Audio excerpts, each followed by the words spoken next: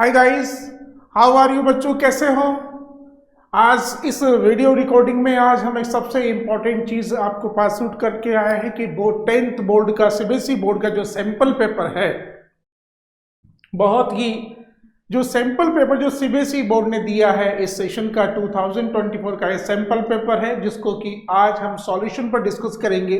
किस प्रकार का पेपर होगा, आपके क्वेश्चन की कैटेगरी क्या होगी, what type of the question, किस टाइप के क्वेश्चन पूछे जाते हैं सीबीएसई बोर्ड में, ये सारा का सारा पैटर्न आपको इस पेपर में देखने को मिलेगा।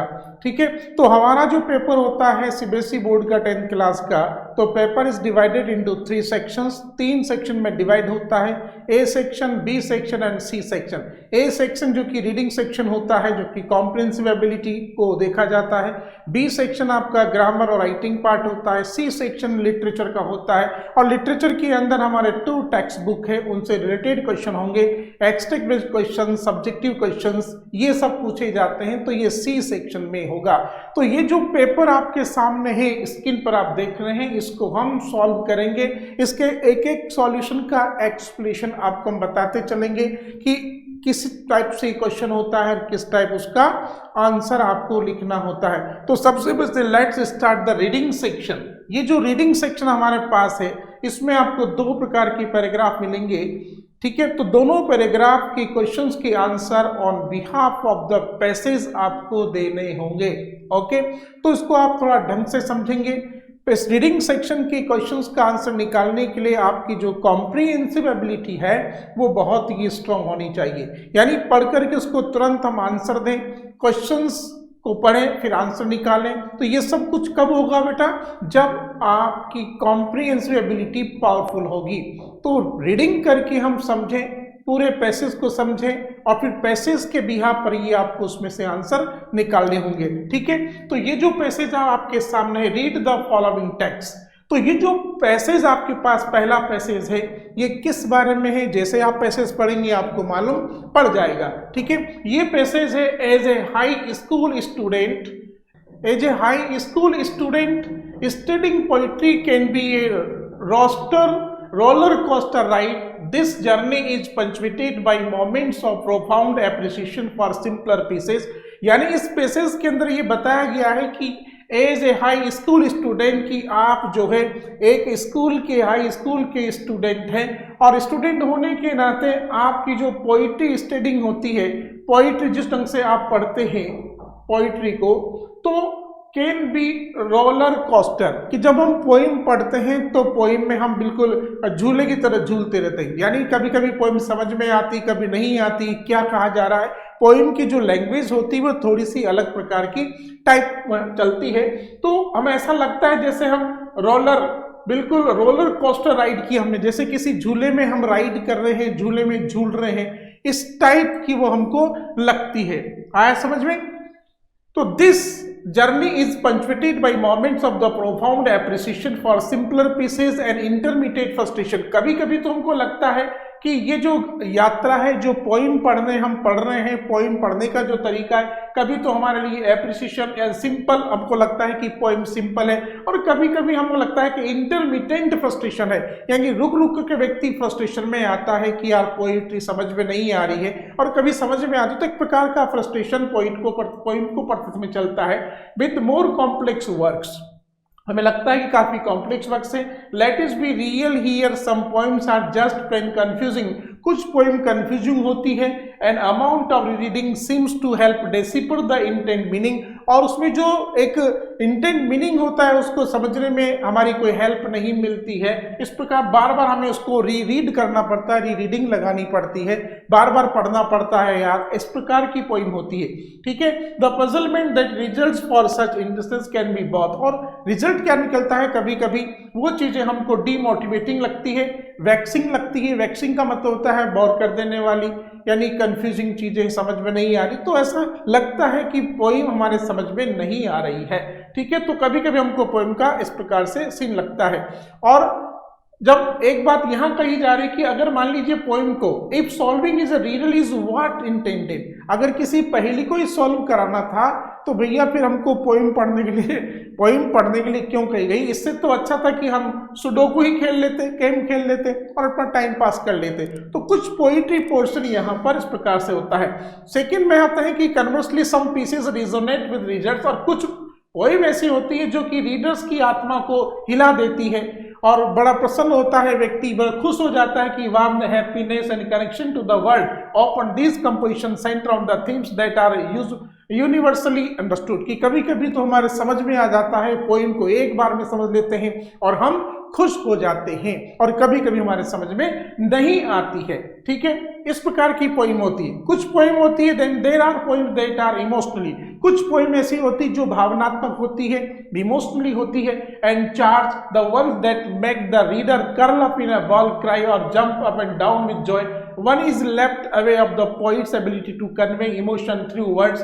Let's not forget downright weird poems. और कुछ अजीब सी पोइम होती है, weird poems होती है जिनको हम समझ नहीं पाते हैं, और these are the ones that defy categorization and leave the reader to live on devices attempting to interpret. और कुछ पोइम ऐसी होती है जो रीडर्स को छोड़ देती है कि यार तुम समझ लो, जैसा तुम मीनिंग निकालना चाहते हो, एज पर योर विश, जैसा कि आप मीनिंग निकालना चाहते हैं आप निकाल सकते हैं। इस रीडर्स को अपने हाल पर छोड़ देती है कुछ पोइम्स। तो ये पोइट्री पढ़ने का एक तरीका होता है।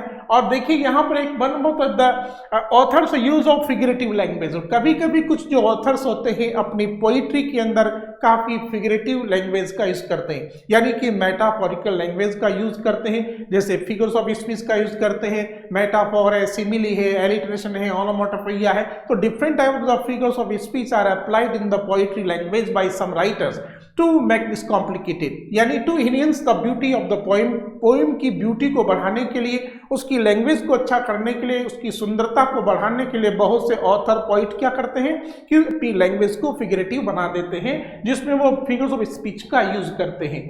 ठीक है, और कुछ चीजें इंट्रिग्यूस और होती है जो कि जिसमें इंटरेस्ट नहीं होता है या फिर कुछ बोरिंग कर देने वाली होती है। तो regardless the readers can appreciate the uniqueness of the work. ठीक है, तो कुछ जो है इस प्रकार की यूनिकनेस उसके अंदर होती है।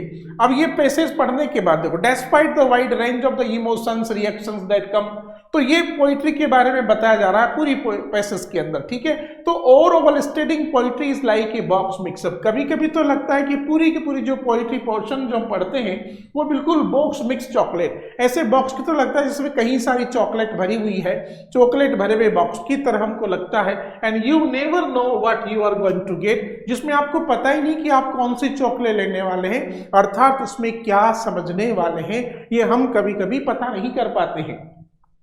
But whether it is complex, emotional, simple and downright weird, there is nothing making laugh, cry, scratch or heads and occasionally feel like genius। और कभी कभी तो हमको अच्छा लगता है, जैसे पोइम एक बार में पढ़ ली तो हम बिल्कुल फील लाइक जीनियस, एक जीनियस की भाव पैदा होती कि एक बार में हमने समझ लिया और ऐसा लगता है यार आज तो सारी पोइम समझ में आ गई और मजा आ गया यार, क्या सिंपल पैसेज था, क्या शानदार पोइम थी, एक बार में पढ़ते ही समझ में आ गई। तो कभी कभी तो हम अपने आप को जीनियस मानते हैं पढ़ने के बाद, क्योंकि पूरी चीज हमारे समझ में आ जाती है। तो ये पोइट्री पोर्शन का एक तरीका होता है कि किस प्रकार की लैंग्वेज में यूज होती है। ठीक है, अब ये तो पैसेज था, इसके बारे में हम डिस्कस करते हैं क्वेश्चंस के बारे में। जैसे विच of the following statements best describe the author's attitude towards studying poetry। ठीक है, अब यहां पर क्वेश्चन आता है कि विच ऑफ द फॉलोइंग स्टेटमेंट्स, ये जो स्टेटमेंट्स यहां दिए जा रहे हैं चार, इनमें से कौन सा statement best describes the author's attitude towards studying poetry, कि सबसे अच्छा कौन सा है जो ऑथर्स के एटीट्यूड को डिस्क्राइब करता है पोइट्री स्टडीइंग के बारे में।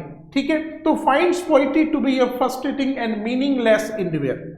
ठीक है, believes that the emotional roller coaster, यहां पर कहा जा रहा है कि roller coaster of studying poetry is not worth the effort. ठीक है, दूसरा है कि recognises the challenges of studying poetry but also acknowledge the rewards it offer. And D option है feels that poetry is too obscure and abstract for the average person to appreciate. तो कौन सा है, तो इसमें बात आई थी कि कौन सा स्टेटमेंट जो कि इसको ऑथर्स के एटीट्यूड को पोइट्री के बारे में बताता है, तो इसमें हमारा आंसर है सी। तो हमारा आंसर क्या है इसमें, सी आंसर हमारा राइट है। Recognises the challenges of the studying poetry but also acknowledges the rewards it offer. आया समझ में, ये हमारा ऑफर है, यानी रिकॉग्नाइजेज द चैलेंजेस, हम उस चैलेंज को स्वीकार करते हैं, स्टेट पोइट्री पढ़ने के चुनौतियों को स्वीकार करते हैं, but also acknowledges the rewards it's offer, बल्कि हम उसके द्वारा जो रिवार्ड्स मिलता है, ऑफर किया जाता है, उसको भी स्वीकार करते हैं through out the initial paragraph. क्योंकि यहाँ अब इसका एक्सप्रेशन क्या है, जैसे पूरे पैराग्राफ में the author acknowledge the difficulties of स्टेटिंग poetry, यहाँ पर क्या हो रहा है कि पूरे पैराग्राफ के अंदर राइटर जो होता है उसकी डिफिकल्टीज को स्वीकार करता है, but also notes the emotional resonance of sense of accomplishment, लेकिन साथ में हमको ये भी बताता है कि वो जो भावना है, जो इमोशनल रेजोनेंस है, जो एक भावनात्मक तरंग है ऑफ सेंस ऑफ एक्म्प्लिशमेंट, उसकी समाप्ति भावनाओं के साथ, जैसे कि मेरे पूरा समझ में आ गया है और हम जीनियस मानते अपने आप को, that can be derived from analysing complex works. ठीक है, तो therefore option C is the correct answer, इसलिए यहां पर सी ऑप्शन आपका करेक्ट आंसर है। Okay, understand. नेक्स्ट क्वेश्चन हम चलते हैं। What is the tone of the writer in the given lines from paragraph first and rationalizing your response in your 40 words? If solving a riddle is what was intended, then applying Sudoku is a better option.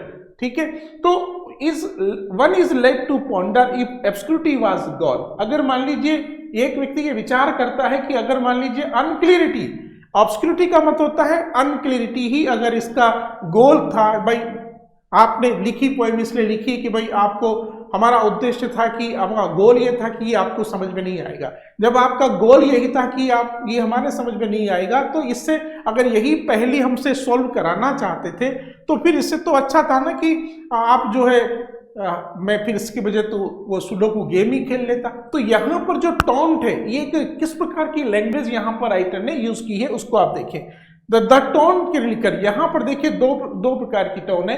एक तो tone critical है, critical tone है, rationally the writer seems to be expressing their scepticism and dissatisfaction with poems. ठीक है, that are overly obscure and difficult to understand, जिसको कि समझना बड़ा कठिन होता है। The writer suggest that such poems may not be worth effort, ऐसी पोएमें जो है प्रयास के योग्य नहीं होती। And compares them unfavourable solving a reader. Overall, the tone suggests a frustration with poetry that prioritizes an obscurity over clarity and meaning. तो यहाँ पर एक टोन तो आपकी क्रिटिकल है और सेकंड इसमें दूसरी है कि टोन सरकास्टिक होती है, यानी व्यंग्य वाली, जिसमें हम किसी को व्यंग करते हैं। द स्टेटमेंट इफ सॉल्विंग, यहाँ पर राइटर व्यंग कसता है कि अगर आपको पहले ही सॉल्व करानी थी तो फिर इससे तो अच्छा था कि मैं सुडोकू गेम ही खेल लेता। तो सरकास्टिक लैंग्वेज है tone. If solving riddle is that was intended than playing sudoku is a better option.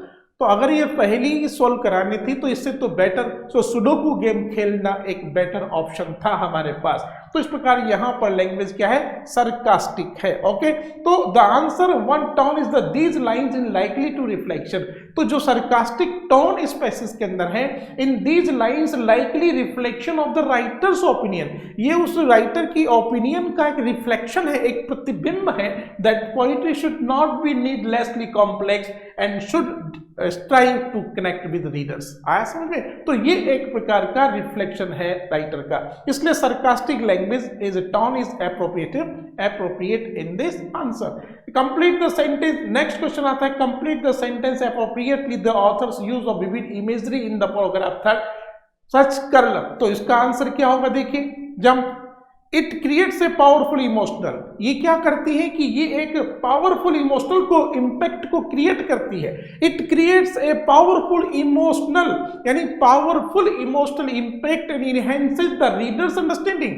और जो पाठक जो रीडर होता है, रीडर के उसको अंडरस्टैंडिंग पावर को बढ़ाती है of the intensity of emotion, भावनाओं की इंटेंसिटी में, that can B conveyed through poetry, जो कि कविता के माध्यम से कन्वे की जाती है। ठीक है, इसलिए this is the correct answer. Now the passage include some words that are opposite each other. अब इसमें जो आपको यहाँ पर ये 4 ऑप्शन दिए जा रहे हैं, इनमें कुछ ऐसे पेयर है जो एक दूसरे के विरोधी हैं, तो वो फाइंड आउट करना। एंटोनिम्स क्या है इसके अंदर, वो ये है कि इसमें ए और बी, देखिए इंट्रिग एंड पुटिव दोनों एक दूसरे के अपोजिट हैं। सिंपल एंड चैलेंजिंग ये भी एक दूसरे की एंटोनिम है, इसलिए यहां पर आंसर आपका ए और बी है।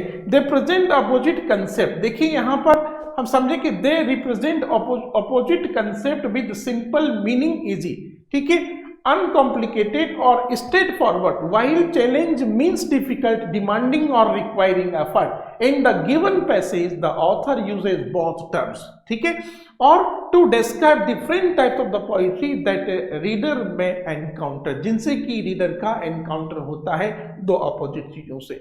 ठीक है, डिफिकल्टी भी है, चैलेंज भी है, ठीक है, कभी कभी निराशा भी है, हताशा भी है, होपफुल भी है, कभी कभी तो व्यक्ति पढ़कर अपना आप को जीनियस मान लेता है, तो इसलिए इसका ये एक्सप्रेशन यहाँ पर है। That is why the these two option F B are correct answer. Next question आता है, complete the sentence appropriately, we can say that the author's tone becomes more literally and objective when discussing weird poems. ठीक है, and compared to other types of other poetry, because तो उसका answer क्या आएगा, the author acknowledges that weird poems can of putting up, but the author acknowledges, यहाँ लेखक स्वीकार करता है that the weird poems can be off putting, ये off putting है, बोरिंग करने वाली है। ठीक है, and but also appreciates their uniqueness, लेकिन वो उसकी अद्वितीय यूनिकनेस को भी अप्रिशिएट करती है। and challenge, चुनौती को they present to readers, ठीक है, जो कि वो रीडर्स के लिए प्रेजेंट करते हैं। और hence the author is being natural objective with no bias, जिसमें कोई बाइस नहीं है।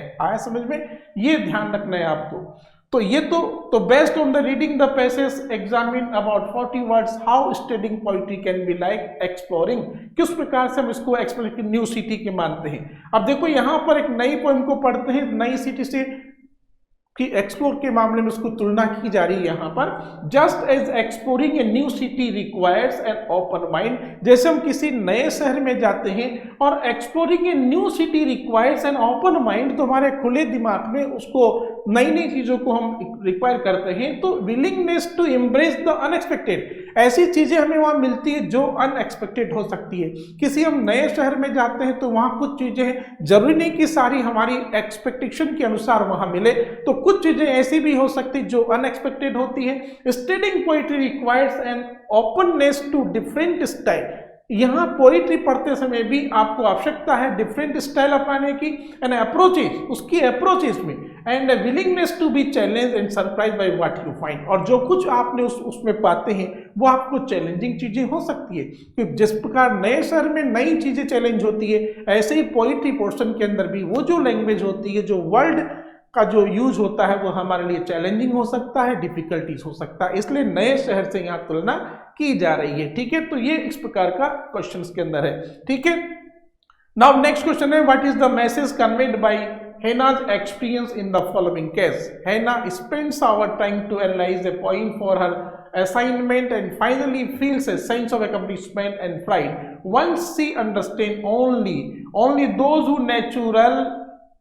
natural talent for poetry should engage with it, and persistence makes studying poetry a new regarding pursuit. C option है, study of poetry is guaranteed to impress other, तो the next option है, the efforts of studying poetry is inversely proportional to the rewards। तो क्या answer होगा, तो इसमें B answer हमारा appropriate होगा, क्योंकि B persistence makes studying poetry a rewarding pursuit। persistence जो आपका दृढ़ विश्वास है, makes studying poetry a rewarding pursuit। अगर आप किसी पोएम को पढ़ना है तो आपको बहुत ही दृढ़ता के साथ उसको पढ़ना पड़ेगा। is rooted in paragraph 4 Hannah's experience of the finally unlocking poem's meaning and feeling a sense of accomplishment shows that poetry can be rewarding if one is persistent। अगर कोई व्यक्ति persistent है, बिल्कुल दृढ़ निश्चय करके पढ़ रहा है तो निश्चित रूप से उसको समझ में आएगा और एक निश्चित प्रकार का इनाम उसको मिलेगा। ठीक है, इसके बाद में state whether the following lines display an example. यहाँ पर देखिए क्या पता जा रहा है कि जो इमोशनली चैलेंज चार्ज है, डाउन राइट वीड पोइम है, क्या है, state whether the following lines display an example of a simple complex. तो इसमें कौन सी लैंग्वेज यूज की गई है इन लाइनों के अंदर, वो आपको बतानी है। बिल्कुल सिंपल, जैसे the sun rises in the east, a new day begins, a fresh start, birds chirp, nature wakes up, a peaceful feeling in my heart. बिल्कुल सिंपल लैंग्वेज, इसकी आसानी से आप इसको पढ़ के समझ सकते हैं कि the sun rises in the east की पूरब में सूर्य उदय होता है, a new day begins, a fresh start, फिर एक नया दिन शुरुआत होता है, बर्ड्स चर्प, पक्षी चहचहाट करते हैं, एंड नेचर वैक्स अप, प्रकृति जागती है, and peaceful feeling in my heart, और मेरे मन के अंदर शांतिपूर्ण भावना है। तो ये एक सिंपल लैंग्वेज, उसका आंसर होगा सिंपल। तो ये बिल्कुल इसका लैंग्वेज आपको सिंपल लैंग्वेज है, because this verse is simple in terms of its language, क्योंकि इसमें इस कविता में सिंपल लैंग्वेज का यूज किया गया है। And content it's describes a natural scene, और उसमें नेचुरल सीन बताया गया है, which is easy to comprehend and has a peaceful effect on the reader, जिसका कि रीडर पर एक शांतिपूर्ण प्रभाव पड़ता है। तो यहाँ पर जो लैंग्वेज यूज की गई है that is simple language, so the answer simple language is the appropriate answer of this question. ठीक है, इसके बाद में हमारा सेकंड पैसेज आता है, रीड द सेकंड पैसेज। तो सेकंड पैसेज को भी आप पढ़ेंगे तो reduction in green areas has caused various, second passage को पढ़ेंगे और किस बारे में आपको पता करना है। सेकंड पैसेज किस बारे में है, reduction in green areas has caused various environmental problems, people squeezed between concrete structures are looking for various ways to meet their longing for green। यहाँ क्या हो रहा है कि रिडक्शन इन ग्रीन एरियाज, हमारे जो हरे भरे क्षेत्र होते हैं उनमें रिडक्शन हो रहा है, has been caused various environmental problem, जिसकी वजह से कई सारे इन्वायरमेंटल प्रॉब्लम होती है। People squeezed between concrete structures, आज लोग जो है कंकड़ पत्थर बने मकानों में सिमटते जा रहे हैं जहां पर कोई ग्रीनरी उनके पास नहीं है। And for various ways to meet their longing for green, और कई सारे तरीके वो अपनाते हैं उस ग्रीनरी के संपर्क में रहने के लिए। घरों के अंदर पौधे लगा देते हैं, one of the ways to do as the vertical garden, vertical gardens and green walls. Vertical gardening is a unique method of gardening where plants are grown in a vertical position or upward rather than in the traditional method of the planting of them on the ground। जमीन पर जो एक traditional तरीका होता है पेड़ पौधे लगाने का, उनसे हटकर के घरों में लोग एक वर्टिकल गार्डनिंग करते हैं, दीवारों पर पौधे लगा देते हैं। इस प्रकार का अपने घरों के अंदर पौधे लगाने का जो एक ट्रेडिशनल तरीका नहीं है उसको, लेकिन हरियाली के बीच रहना चाहते हैं क्योंकि लोग शहरों में मकानों में सिमट गए हैं, तो वो एक ग्रीनरी का लुक देना चाहते हैं, तो घरों के अंदर एक वर्टिकल गार्डनिंग का सिस्टम मेथड अपनाते हैं। The purpose of vertical gardens green walls which arises from the studies of different disciplines and landscape and architects engineers is to close the coordinates of the concrete, increase the visual value in these systems, nature and structure are integrated and thus urban areas and the desired environment have become intertwined, जिनको मिलाने का प्रयास करते हैं, एक natural को और एक आर्टिफिशियल तरीके को मिलाने का प्रयास करते हैं, कहीं कि हमें वो लुकिंग वो भाव आना चाहिए कि हमारे घर के अंदर भी एक गार्डन है ऐसा। तो ये घरों के अंदर होता है। अब read the following text, vertical garden case studies often show that through functionality should be in the foreground when vertical gardens are planned, so they are generally made aesthetic elements in the cities underpasses and cities squares and decorative elements in residents without seeking functionality। तो ये सारे, तो ये जो passage है हमारा उस एक ग्रीनरी के बारे में है, ठीक है। तो एक्सपर्ट सपोर्ट, अब यहाँ पर इसको सपोर्ट करने के लिए कि ये जो तरीके अपनाए जा रहे हैं कितने लोगों ने कहाँ किस रेंज में सपोर्ट किया है, तो ये टेबल आपके पास है, इसको आप ऑब्जर्व करेंगे तो आपको पता लग जाएगा कि कितने लोगों ने स्ट्रांगली एग्रीमेंट दिया है, कितने लोगों ने एग्री किया है, कितने लोग इसमें न्यूट्रल है, कितने लोगों ने डिसएग्री किया है, जैसे और कितने लोग स्ट्रांगली डिसएग्री है। जैसे मान लीजिए यहाँ पर पहला पार्ट है कि improve quality of life of people in urban areas. Urban area में लोगों ने जो है अपनी क्वालिटी ऑफ लाइफ को इंप्रूव करने के लिए वर्टिकल गार्डनिंग को अपनाया है। तो इस वर्टिकल गार्डनिंग के पक्ष में कितने लोग हैं, तो कितने लोग, जैसे इसमें 191 स्ट्रॉन्ग एग्री है, तो 191 यानी 191 लोगों ने इसके अंदर स्ट्रॉन्ग एग्रीमेंट दिया है, एग्री सहमति दी कि हाँ ये ठीक है। इसमें फिर कुछ लोगों ने एग्री सहमति दी तो 138 है, न्यूट्रल कुछ 43 लोग हैं, और डिसएग्री इसमें 9 है, और स्ट्रॉन्गली डिसएग्री 19 है। तो रिड्यूस नॉइज पॉल्यूशन, और यहाँ इसकी वजह से नॉइज पॉल्यूशन भी रिड्यूस हुई है, तो उसके पक्ष में कितने लोग हैं, तो ये पूरा का पूरा टेबल यहाँ पर आपको दिया गया है। आया समझ में? तो the study acknowledge that vertical gardening has the potential, तो जो स्टडी है यहाँ अध्ययन ये स्वीकार करता है कि vertical gardening has the potential to transform urban spaces, urban spaces को ट्रांसफर करने में एक पोटेंशियल चीज होती है इनटू ग्रीन, हरियाली में बदलने के लिए। तो sustainable areas and further research should explore the impact of vertical gardening on the environment and human wellbeing. ठीक है, तो कितने लोगों ने इसको देखा है और कितने लोगों ने इसको किया है, वो आपके पूरे पैसेज में आपने इसको लिया। तो यहाँ पर आप देखो following question, answer the following question based on the passage above. तो यहाँ पर आपको आंसर देना है पहले क्वेश्चन का, complete the following analogy appropriately based on your understanding of paragraph first और 2।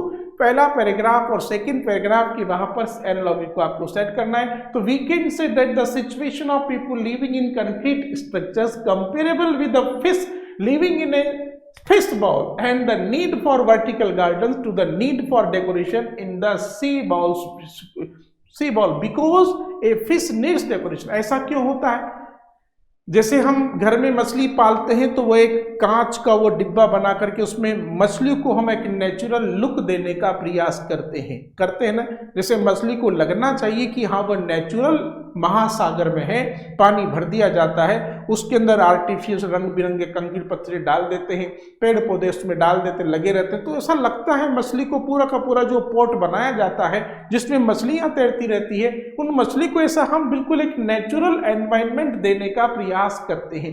ऐसे ही घरों के अंदर ऐसा हम वर्टिकल पौधे लगाते हैं, वर्टिकल गार्डनिंग करते हैं, तो हम एक नेचुरल ग्रीनरी को लुक देने का प्रयास करते हैं घरों में, इसलिए यहाँ उसकी तुलना की गई है। A fish needs decoration such A plants और रॉक्स, जैसे एक मछली को आवश्यकता होती है इस प्रकार के डेकोरेशन प्लांट्स और रॉक्स की, to stimulate a natural environment, यानी कि एक जो प्राकृतिक वातावरण होता है उससे उसको स्टिमुलेट करने के लिए, and improve it's quality of life, ताकि उसकी क्वालिटी ऑफ लाइफ को हम इम्प्रूव कर सके, मछली को एक नेचुरल सीन दिखाई दिए, ऐसा हम दिखाने का प्रयास करते हैं। People living in urban areas need green spaces, इसी प्रकार जो लोग शहरों में रहते हैं उनको भी ग्रीन स्पेस की जरूरत होती है, such a vertical gardens to improve their physical and mental wellbeing. ठीक है, ये जरूर। तो एनालॉजी यहाँ पर highlights the importance of the providing a natural and healthy environment. तो जो एनालॉग यहाँ पर आ जा रहा है वो हाईलाइट्स, इसको हाईलाइट करता है कि the importance of providing a natural healthy environment, एक प्राकृतिक स्वस्थ वातावरण देने का, लिविंग बींग्स, जीवंत व्यक्तियों को, रिगार्डलेस ऑफ देयर हैबिट, ठीक है, उनकी आदत के अनुसार, and emphasis the need to explore creative solution to meet this need, और इस आवश्यकता की पूर्ति करने के लिए हम एक क्रियात्मक एक्सप्लोर करते हैं ताकि लोगों को लगे कि वो नेचुरल में रह रहे हैं, नेचुरल वातावरण में रह रहे हैं। हम घरों के अंदर पौधे लगाते हैं तो हम ये लुक देने का प्रयास करते हैं घर के अंदर, मानो कि हम नेचुरल गार्डन में रह रहे हैं। अंडरस्टैंड? नेक्स्ट क्वेश्चन है, fill in the blanks with the appropriate option for the those given in brackets based on your undertaking paragraph 2। ठीक है, पैराग्राफ 2 के अंदर जो है उसको बताना है। तो यहाँ पर है the statement that urban spaces have become more closely connected with the desired natural surroundings. ठीक है, and through the incorporation of the nature and structures in vertical gardens and green walls is a fact. अब यहाँ पर ये बताना है कि ये जो चीज हमने अपनाई है यहाँ पर, ये एक फैक्ट है कि ओपिनियन है, ये एक फैक्ट है कि ओपिनियन है, और सब्जेक्टिव जजमेंट है या ऑब्जेक्टिव डिटेल है। आया समझ में? तो इसमें जो आंसर हम लेंगे, तो अब देखिए फैक्ट का मतलब वास्तविकता होती है, जो वास्तविकता पर, रियलिटी पर आधारित होती है, लेकिन यहाँ पर जो आंसर आएंगे उसमें तो दोनों में से एक ओपिनियन है, तो ये विचार है, यानी कि ये फैक्ट नहीं है। वर्टिकल गार्डनिंग एक फैक्ट फैक्चुअलिटी नहीं है, ये एक ओपिनियन है, लोगों ने विचार पैदा किया कि हम घर के अंदर ऐसा कर सकते हैं, तो ये सिर्फ एक ओपिनियन है, तो इसमें आंसर ओपिनियन है। और दूसरा है सब्जेक्टिव जजमेंट। ठीक है, आएगा समझ में। Next question, justify the following in 40 words while the survey result suggest. जो सर्वे रिजल्ट है, ये जो सर्वे का रिजल्ट है, ये सुझाव देता है that the vertical gardens may be effective in improving the quality of life in urban area. Urban area में जो वर्टिकल गार्डनिंग है वो जो है क्वालिटी ऑफ लाइफ को इंप्रूव करने का है। Further research and evolution may be necessary to fully understand that effectiveness and potential drawbacks. ठीक है, जस्टिफाई करनी इसको, तो जस्टिफाई कैसे करेंगे? ट्रू, ये बात बिल्कुल सत्य है। ठीक है, true because the majority of participants strongly agreed, क्योंकि अधिकतर लोग जो स्ट्रांगली एग्रीड करते हैं इस चीज से, वो और agreed that vertical gardens can improve the quality of life, कि जो वर्टिकल गार्डनिंग है उससे आपकी क्वालिटी ऑफ लाइफ इंप्रूव हो सकती है।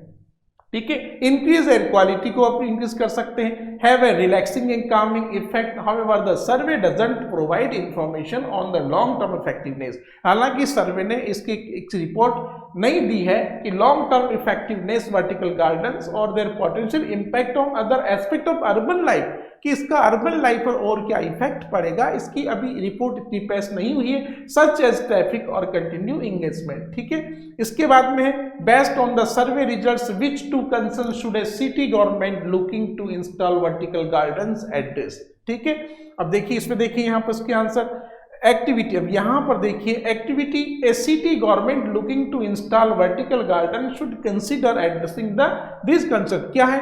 Cost of installation and maintenance should be reasonable. Areas of installation should be where driver restriction is less of an issue.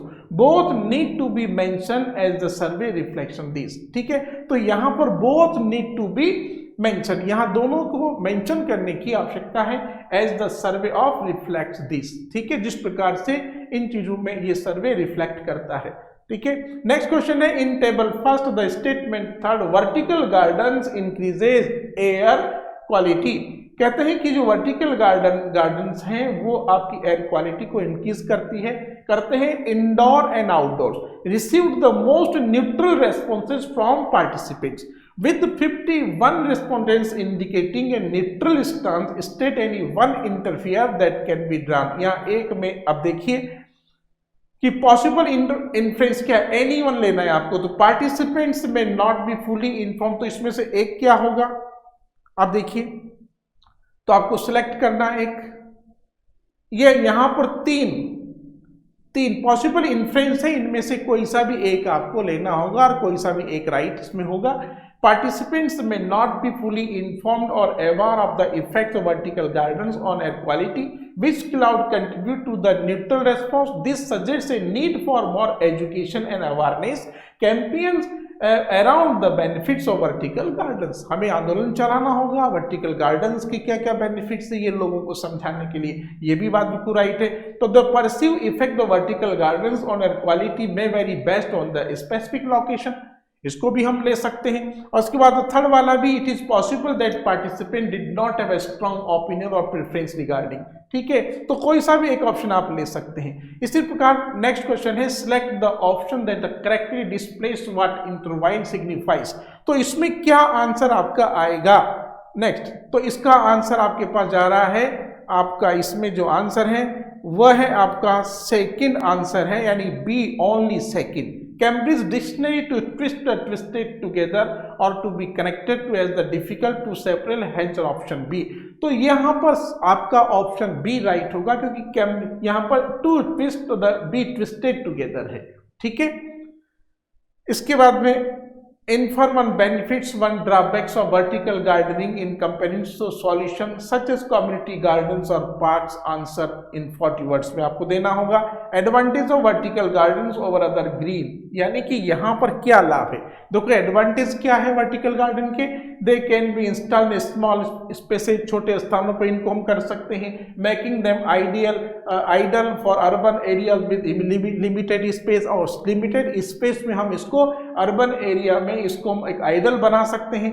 They also offer aesthetic and design benefits as they can be customised to fit specific architectural styles और preference, तो इसमें हम इसको ले सकते हैं। Disadvantage of vertical gardens were together, तो ये डिसएडवांटेज भी यहाँ पर है। डिसएडवांटेज क्या है कि may not provide as much space for outdoor recreation as the community gardens or parks do, ठीक है, ये इसका डिसएडवांटेज है। The cost of installation and maintenance में भी हायर, हो सकता है इसकी कीमती ज्यादा हो, ज्यादा कॉस्टली पड़े तो लोग इसको अफोर्ड न कर सके, तो ये भी एक प्रकार का डिसएडवांटेज इनका होता है। आया समझ में। नेक्स्ट क्वेश्चन है which of the following is the main takeaway from the study mention in the passage, तो इसका आंसर आप देखिए वर्टिकल, बी ऑप्शन है, A vertical gardening is a sustainable practice. जो वर्टिकल गार्डनिंग है वो एक सस्टेनेबल प्रैक्टिस है that can be transform urban space into green area, जिससे कि हम अर्बन एरियाज को ग्रीन एरिया में कन्वर्ट कर सके, ठीक है। The passage clearly state this fact, पूरे एक्सप्रेशन बिल्कुल क्लियर है कि इस पैसेज के अंदर ये चीज पूरी क्लियरिटी के साथ दी गई है, आप इसमें आसानी से समझ सकते हैं। अब ये तो रीडिंग सेक्शन के बाद हम बात करते हैं हमारा सेक्शन बी। सेक्शन बी जो ग्रामर का होता है, राइटिंग स्किल्स और ग्रामर में, ये 20 मार्क्स का होता है बच्चों। तो इसमें ग्रामर के क्वेश्चन सोल्व करने, तो complete the any one of the, तो fill in the blanks, grammar किस प्रकार से आती है एग्जाम में आप समझे इसको। जैसे यहाँ पर ये पहला सेंटेंस है, fill in the blank by using the correct form of the word in the brackets for the given proportion the better letter. यहाँ पर हमें वर्ब को फिट करना है। Dear sir, this is with reference to committee letters, committee's letter recommendation that highlight the nomination for safe residential area award for this current year. तो यहाँ पर देखिए कि दिस इज, यहाँ इज इस बात को डिनोट करता है कि ये सेंटेंस हमारा प्रेजेंट टेंस में है, ठीक है। तो सीक्वेंस ऑफ द टेंस को आपको दिमाग में फिट करना है कि वहां इसका यूज हो रहा है, तो समझो कि ये सेंटेंस प्रेजेंट टेंस में है, और with reference to the committee's letter of request, तो कमिटी का लेटर, तो ये सिंगुलर फॉर्म में जा रहा है, इसलिए यहाँ पर हाईलाइट का जो करेक्ट फॉर्म होगा वो प्रेजेंट सिंपल में होगा, प्रेजेंट इंडेफिनिट में। तो यहाँ पर इसका राइट आंसर है हाईलाइट्स, तो ये हाईलाइट्स आपका राइट आंसर होगा। हाईलाइट यानी वर्ब के साथ एस का यूज करेंगे, क्योंकि जो लेटर रिकमेंडेशन है वो सिंगुलर सब्जेक्ट है, और सिंगुलर सब्जेक्ट के साथ always singular verb will be applied in the sentence. तो this is the good rule of present indefinite that if the subject is singular third person then verb will be also in singular.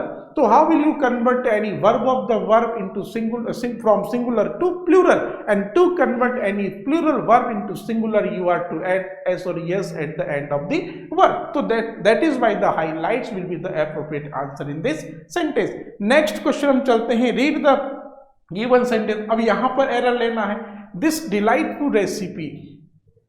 delightful recipe must keep your hunger pangs at bay with its balanced spices and oriental flavor.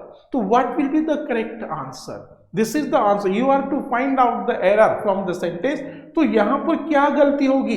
This delightful recipe must keep your hunger pangs at bay, ठीक है। तो यहाँ पर इसकी गलती क्या हो रही है कि यहाँ एक इंडिकेशन दिया जा रहा है, ठीक है, तो यहाँ पर मस्ट नहीं जाएगा, तो आंसर यहाँ जो गलती है सेंटेंस के अंदर वो मस्ट है, तो इन प्लेस ऑफ मस्ट आपको सही लेना होगा शुड, यानी कि यहाँ पर मस्ट के स्थान पर, यानी इसका यहाँ क्या कहा जा रहा है, this delightful recipe will keep your hunger pangs, यानी कि ये जो डिलाइटफुल रेसिपी है वो क्या कर रखेगी, आपको will keep your hunger pangs at bay with its balanced spices and oriental flavour.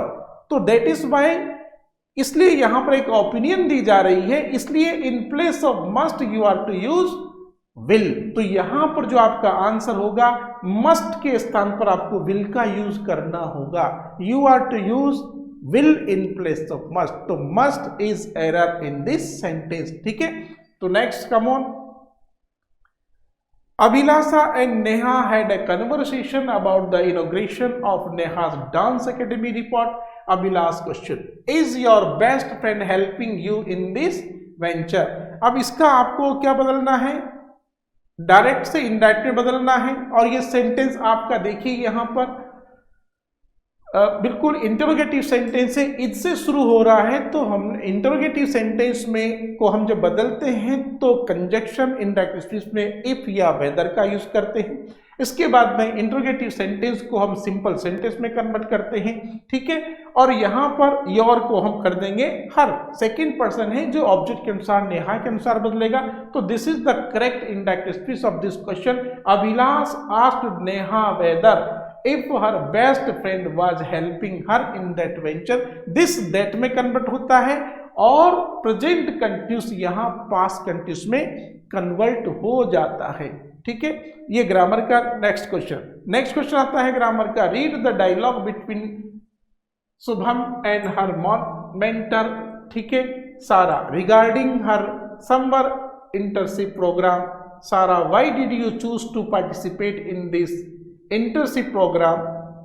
और शबनम बोलती, I am convinced this programme has the potential enhance my ability to select the correct option to complete the reporting of about the dialogue. तो Sara asked Shabnam in that internship area. तो यहाँ पर देखिए, यहाँ पर ये वाही जो आ रहा है, यहाँ पर बीच में ये वाही आपको देख रहे हैं, ये वाही जो आ रहा है, वाही आपका इंट्रोगेटिव स्टार्ट करता है। तो जो अगर क्वेश्चन वर्ड वहां आता है इंट्रोगेटिव सेंटेंस में, तो रूल ये कहता है कि वही इंट्रोगेटिव वर्ड्स वहां पर as a conjunction indirect speech में यूज होता है और वहां पर यू की जगह ही का यूज होगा। और ये present perfect sentence past indefinite है जो पास्ट परफेक्ट में कन्वर्ट होता है, इसलिए यहां पर आपका जो सी ऑप्शन है will be the appropriate answer, why he had chosen to participate. तो आपका जो सही आंसर इसमें सी होगा, अंडरस्टैंड। तो आपका इसमें सी आंसर राइट है। इसके बाद में क्वेश्चन नेक्स्ट है, fill the blank by choosing the correct option to complete the concluding line of an issued circular by an organisation to its managers, ठीक है। अब a copying of the plan is enclosed here that this तो may be communicate to all team leaders for compliance। अब देखिए यहाँ पर that, then और this, इसमें से कौन सा वर्ड एप्रोप्रिएट होगा इस ब्लैंक के अंदर। ए copy of the plan is enclosed and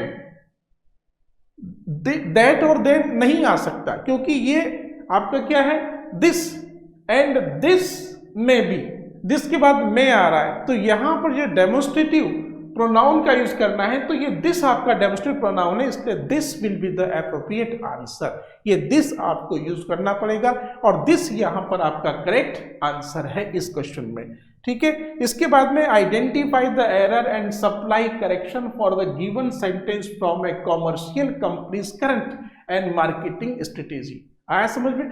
तो यहां पर क्या हो रहा है कि identify the error and supply correction, इसमें आपको पहले तो एरर को आइडेंटिफाई करना है, ठीक है, ये बोर्ड का पैटर्न है। तो ऐसा ही एक वहां टेबल मिलता है, उसके अंदर आपको एरर भी शो करनी है और उसकी जगह क्या करेक्ट आंसर होगा वो आपको शो करना होगा। तो identify the error and supply correction, तो यहां पर एरर क्या है, सेंटेंस क्या है, the company aimed at increase authority, the company aimed at increase authority in areas frequently visited by the clients, ठीक है। तो यहां पर कंपनी एम्ड कि कंपनी का उद्देश्य था, क्या उद्देश्य है, अब ऐसा तो हो ही नहीं सकता। तो यहां पर जो एरर है वो एम्ड है, तो आपका जो एम्ड यहां पर पास्ट इंडेफिनिट यूज हुआ है, उस पास्ट इंडेफिनिट की जगह पर क्या यूज करेंगे बेटा, एम्स, यानी कि present indefinite will be used here in place of past indefinite. तो यहां पास्ट इंडेफिनिट का कोई रोल नहीं है, ये जो एम्ड है ये पास्ट इंडेफिनिट है, second form of the verb है, इसलिए इन प्लेस ऑफ एम्ड आपको अपनाना होगा, यूज करना होगा यहां पर AIIMS. It is a current projection document, क्योंकि ये प्रेजेंट है से और ये एक करंट प्रोजेक्ट डॉक्यूमेंट्स हैं और दैट इज वाई, इसीलिए आपको एम्ड के स्थान पर एम्स का यूज करना होगा। ओके, आया समझ में। तो ये आपका नेक्स्ट क्वेश्चन, अब नेक्स्ट क्वेश्चन आता है select the option that identifies the error and supplies the correction the closing line from an analytical report. In conclusion this study explores the occasion among short sleep pattern and overweight youngsters. देखिए अब यहाँ पर आपके पास A B C D 4 option है। A option में explores और explore, B option में एंड और है, सी ऑप्शन में अमंग और बिटवीन है, और डी ऑप्शन में इन और फॉर है। अब देखिए यहाँ पर इन conclusion this study explores, study singular है इसलिए एक्सप्लोर्स यहाँ पर राइट है, तो आपका ए ऑप्शन यहाँ पर इसका आंसर नहीं हो सकता। The occasion among short sleep pattern and overeat, देखो एंड और भी यहाँ पे आ ही नहीं रहा, इसलिए यहाँ पर क्या है कि आप देखिए कि यहाँ पर एसोसिएशन, द एसोसिएशन अमंग यानी कि शॉर्ट स्लीप पैटर्न, एक तो ये शॉर्ट स्लीप पैटर्न आपके सामने है और दूसरा एंड से जुड़ा हुआ है ओवरनाइट यंगस्टर, तो यहाँ ओवरवेट यंगस्टर, तो दो चीजें हो गई। तो दो चीजों के बीच के लिए यानी ओनली फॉर टू हमेशा बिटवीन का यूज होता है। किसका यूज होता है? बिटवीन का। और लेकिन यहाँ पर किसका यूज हो रहा है? अमंग का यूज हो रहा है। अमंग जो प्रीपोजिशन है यानी कि between is used only for two and among is used more than two, लेकिन यहाँ तो दो ही है, short sleep pattern and overweight youngster है, तो दो के बीच की बात चल रही है, इसलिए आपका यहाँ पर सी ऑप्शन राइट होगा, यानी अमंग एरर है और अमंग के स्थान पर आपको बिटवीन का यूज करना होगा। अंडरस्टैंड? तो ये बिटवीन का यूज करेंगे आप तो जाकर के आपका प्रीपोजिशन राइट होगा। नेक्स्ट क्वेश्चन भी ऐसा ही है, complete the given narrative by filling the blank with the correct option. The experience of nursing an injured bird left me. ठीक है, the experience of nursing an injured bird यानी एक घायल पक्षी का इलाज करते समय जो अनुभव हुआ, left me grateful knowing the importance of being kind and compassionate to all creatures. तो यहाँ पर फीलिंग है नहीं, तो यहाँ पर सही आंसर क्या है? फीलिंग, यानी बर्ड लेफ्ट मी फीलिंग ग्रेटफुल, तो यहाँ पर आपका सही आंसर क्या होगा? फीलिंग। ओके, तो ये फीलिंग आपका यहाँ पर आंसर जा रहा है। ठीक है, next question, report the dialogue between. ये नेक्स्ट क्वेश्चन भी आपका रिपोर्टेड स्पीच से ही रिपोर्टेड स्पीच का है, इसमें भी आपको करेक्ट आंसर लेना है। जैसे ये डायलॉग है बिटवीन कस्टमर और कंप्लीटिंग सेंटेंस। वेंडर कहता है it is nice to see you sir. Customer yes indeed unlike last month I have been away for quite some time this month. The vendor greeted his customer respectfully and mentioned that he was pleased to see him. The customer answered in the affirmative and explain that. अब यहां say that से explain करना है तो आपको सीधा इसको लेना है। अनलाइक लास्ट मंथ को आपको last month the previous month में कन्वर्ट हो जाएगा। आपको पता है कि लास्ट का द प्रीवियस होता है, तो लास्ट मंथ है तो द प्रीवियस मंथ हो जाएगा। और यहाँ पर आपका सब्जेक्ट बदलेगा, आई सेकंड पर्सन है तो वह यू में कन्वर्ट हो जाएगा। तो यानी आपका जो आई फर्स्ट पर्सन है जो सब्जेक्ट के अनुसार बदलेगा तो यहाँ पर ही आ जाएगा। देखिए, और he had been away for quite some time that month, this month का दैट हो जाएगा, दिस को दैट में कन्वर्ट करेंगे, this and verb is converted into that. तो इसका जो रिपोर्टेड स्पीच है वो unlike the previous month he had been away for quite some time that month, तो ये आपका इनडायरेक्ट स्पीच बदल गया। तो यहाँ पर इनडायरेक्ट स्पीच के 2-3 सेंटेंस आए हैं, तो आप ध्यान रखें कि ग्रामर का पैटर्न किस प्रकार से सैंपल पेपर में दिया जा रहा है, तो उसके अकॉर्डिंग ही आपको यहाँ पर ग्रामर का यूज करना पड़ेगा। नेक्स्ट क्वेश्चन आता है, fill in the blank choosing the correct form of the complete the live feed on the school news channel. Congratulations change makers, the regional competition awards have been announced in our school music club. Blank है the first prize. अब देखिए sentence क्या चल रहा है, the regional competition awards have been announced. Have been announced ये present perfect का passive voice है, तो सेंटेंस प्रेजेंट परफेक्ट आ रहा है। And our school music club has been on या विल विन या वाज विनिंग या हैज वन, तो हमारे क्लब ने क्या किया है? फर्स्ट प्राइज जीता है साहब, तो इसलिए यहां पर करेक्ट फॉर्म के रूप में डी ऑप्शन राइट होगा, हैज ऑन। आया समझ में? ये प्रेजेंट परफेक्ट है, तो यहां पर आपको करेक्ट फॉर्म के रूप में प्रेजेंट परफेक्ट को लेना है as a correct form of the verb. ठीक है, तो करेक्ट फॉर्म फिलअप करने के लिए आपको उसी का यूज करना होगा। नेक्स्ट क्वेश्चन में ये पोइम आ रही है, तो complete the line from a self awareness song by filling the blank with the correct option. ठीक है, करेक्ट ऑप्शन से लेना है आपको। तो द रिवर रन्स थ्रू, देखिए यहां पर the river runs through your veins, the trees and mountains call your, ठीक है, call your name, the moon and stars watch over, you are guiding your way back home to dream the night way। ठीक है, अब देखिए यहां पर the river runs, river singular है इसलिए रन्स का यूज हो गया। ध्यान देना यहां पर प्रेजेंट इंडेफिनिट सेंटेंस में आप चल रहे हैं, तो प्रेजेंट इंडेफिनिट का रूल क्या है कि सब्जेक्ट थर्ड पर्सन सिंगुलर है तो वर्ब भी सिंगुलर होगी। तो रिवर सिंगुलर है तो रन्स आ गया बेटा। ठीक है, ठीक है, योर वेन्स। अब यहां पर the trees and mountains call your name, the moon and stars watch. अब देखो द मून और स्टार्स हो गए तो यहाँ वॉच आ गया, दो प्लूरल हो गए तो वॉच का प्रयोग हो गया, उसमें एस नहीं लगा हुआ है। Over you are guiding your way back home to dream the night way. तो आप देखें यहाँ पर, अब यहाँ ट्रीज है, ठीक है, यहाँ क्या हो रहा है, ट्रीज, यहाँ पर ट्रीज हो रहा है, लेकिन यहाँ पर इन्होंने एक मिस्टेक कर दी, इस कॉल के साथ में एस होना चाहिए जो नहीं लगाया गया। तो इसका जो आंसर है आपका यहाँ पर बी आंसर कॉल होगा, यानी द ट्रीज। अब देखिए द ट्रीज एंड माउंटेन्स, तो यहां पर ये क्या हो रहा है, यहां पर इन्होंने गलती की थी, इसके अंदर यहां पर एस लगना चाहिए, कॉल्स होना चाहिए, जो नहीं है कॉल्स की जगह पर कॉल का यूज होगा, तो इसका आंसर बी कॉल है। लेकिन इसमें आप थोड़ा सा एरर है पेपर के अंदर, लाइन के अंदर कॉल की जगह कॉल्स होना चाहिए, यानी कॉल के साथ यहाँ एस लगाना चाहिए, तभी तो एरर बनेगा, तभी तो आंसर इसका बी होगा, क्योंकि यहां पर आंसर कॉल ही आएगा, क्योंकि यहां पर ये प्लूरल है, ट्रीज प्लूरल है, इसलिए कॉल प्लूरल वर्ब का यूज कर दिया गया है। तो यहां तो लाइन में गलत कर दिया, लेकिन फिर आंसर कैसे मिलेगा, इसलिए यहां पर पेपर में ये मिस्टेक हुई है आपके, तो इसको आप ठीक करें, कॉल्स होगा, तो इसका आंसर हमारा कॉल होगा, कॉल। आया समझ में। अब नेक्स्ट क्वेश्चन आ रहा है, identify the error and supply correction for the following not in the passenger flight instruction manual. क्या है, passengers will not reach the airport late in order to avoid a fine equivalent 5% of the basic area and use the given format your response. तो इसका answer क्या होगा, आप देखिए यहां पर एक वार्निंग दी जा रही है, एक एडवाइस दिया जा रहा है कि will not, passengers will not reach the airport,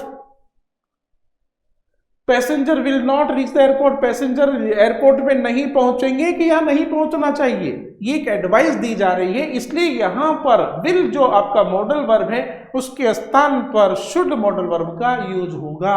कौन सा मॉडल वर्ब, तो should will be A appropriate modal verb, क्योंकि यहां पर एडवाइस दी जा रही है, तो सेंस जो है एडवाइस का है। आ गया समझ में। तो ये आपका यहां पर सेक्शन बी का ग्रामर पोर्शन पूरा हुआ है। ठीक है, तो अब इसके आगे का जो वीडियो होगा सैंपल पेपर के सॉल्यूशन का, वो हम नेक्स्ट वीडियो में आपको बताएंगे। यहां तक ए सेक्शन और ग्रामर बी सेक्शन का ग्रामर पोर्शन कंप्लीट हुआ है। अब हम स्टार्ट करने वाले हैं आपका बी सेक्शन का ही राइटिंग पार्ट, यानी कि कंपोजिशन पार्ट। तो कंपोजिशन पार्ट में जो पहला क्वेश्चन आता है, read the dialogue between Shubham. ठीक है, तो यहां पर भी ये सब ग्रामर के ही है, और इसके बाद ये आता है हमारे पास, देखिए यहां पर भी हमने ये सब ग्रामर के पोर्शन में सेट कर दिया था, दिस इसका आंसर था। इसके बाद में आइडेंटिफाई, ये फिर एरर वाला पॉइंट, यानी कि आपका जो एरर वाला है इसमें से आपको वो सॉर्ट आउट करना होता है सेंटेंस में से, जैसे इसमें गलती एम्ड है, तो यहां पर हम कहेंगे कि एरर कौन से पार्ट में है, यानी कि एम्ड, यानी एम्ड जो कि पास्ट इंडेफिनिट का यूज हुआ है, लेकिन इसमें जो आंसर आपका यूज है वो एम्ड के स्थान पर क्या आएगा, एम्स, ये एम्स करना, तो ये आपका करेक्ट आंसर होगा। तो इस प्रकार से आपको एरर को फाइंड आउट करके उसमें आपको करेक्शन करना होता है। इसके बाद में यहां पर भी ग्रामर का ये पोर्शन आया था, select the option that identifies the error and supplies the correction, supply the correction for the closing line from an analytical report. In conclusion, this study explores the association among short sleep pattern and overweight youngsters. यहाँ पर क्या हो रहा है कि देखो short sleep pattern and overweight youngster, दो चीजों के बीच की बात चल रही है, इसलिए यहां पर एमंग प्रीपोजिशन गलत हुआ है। ठीक है। तो among preposition is used in the sentence more than two and between is used only for to.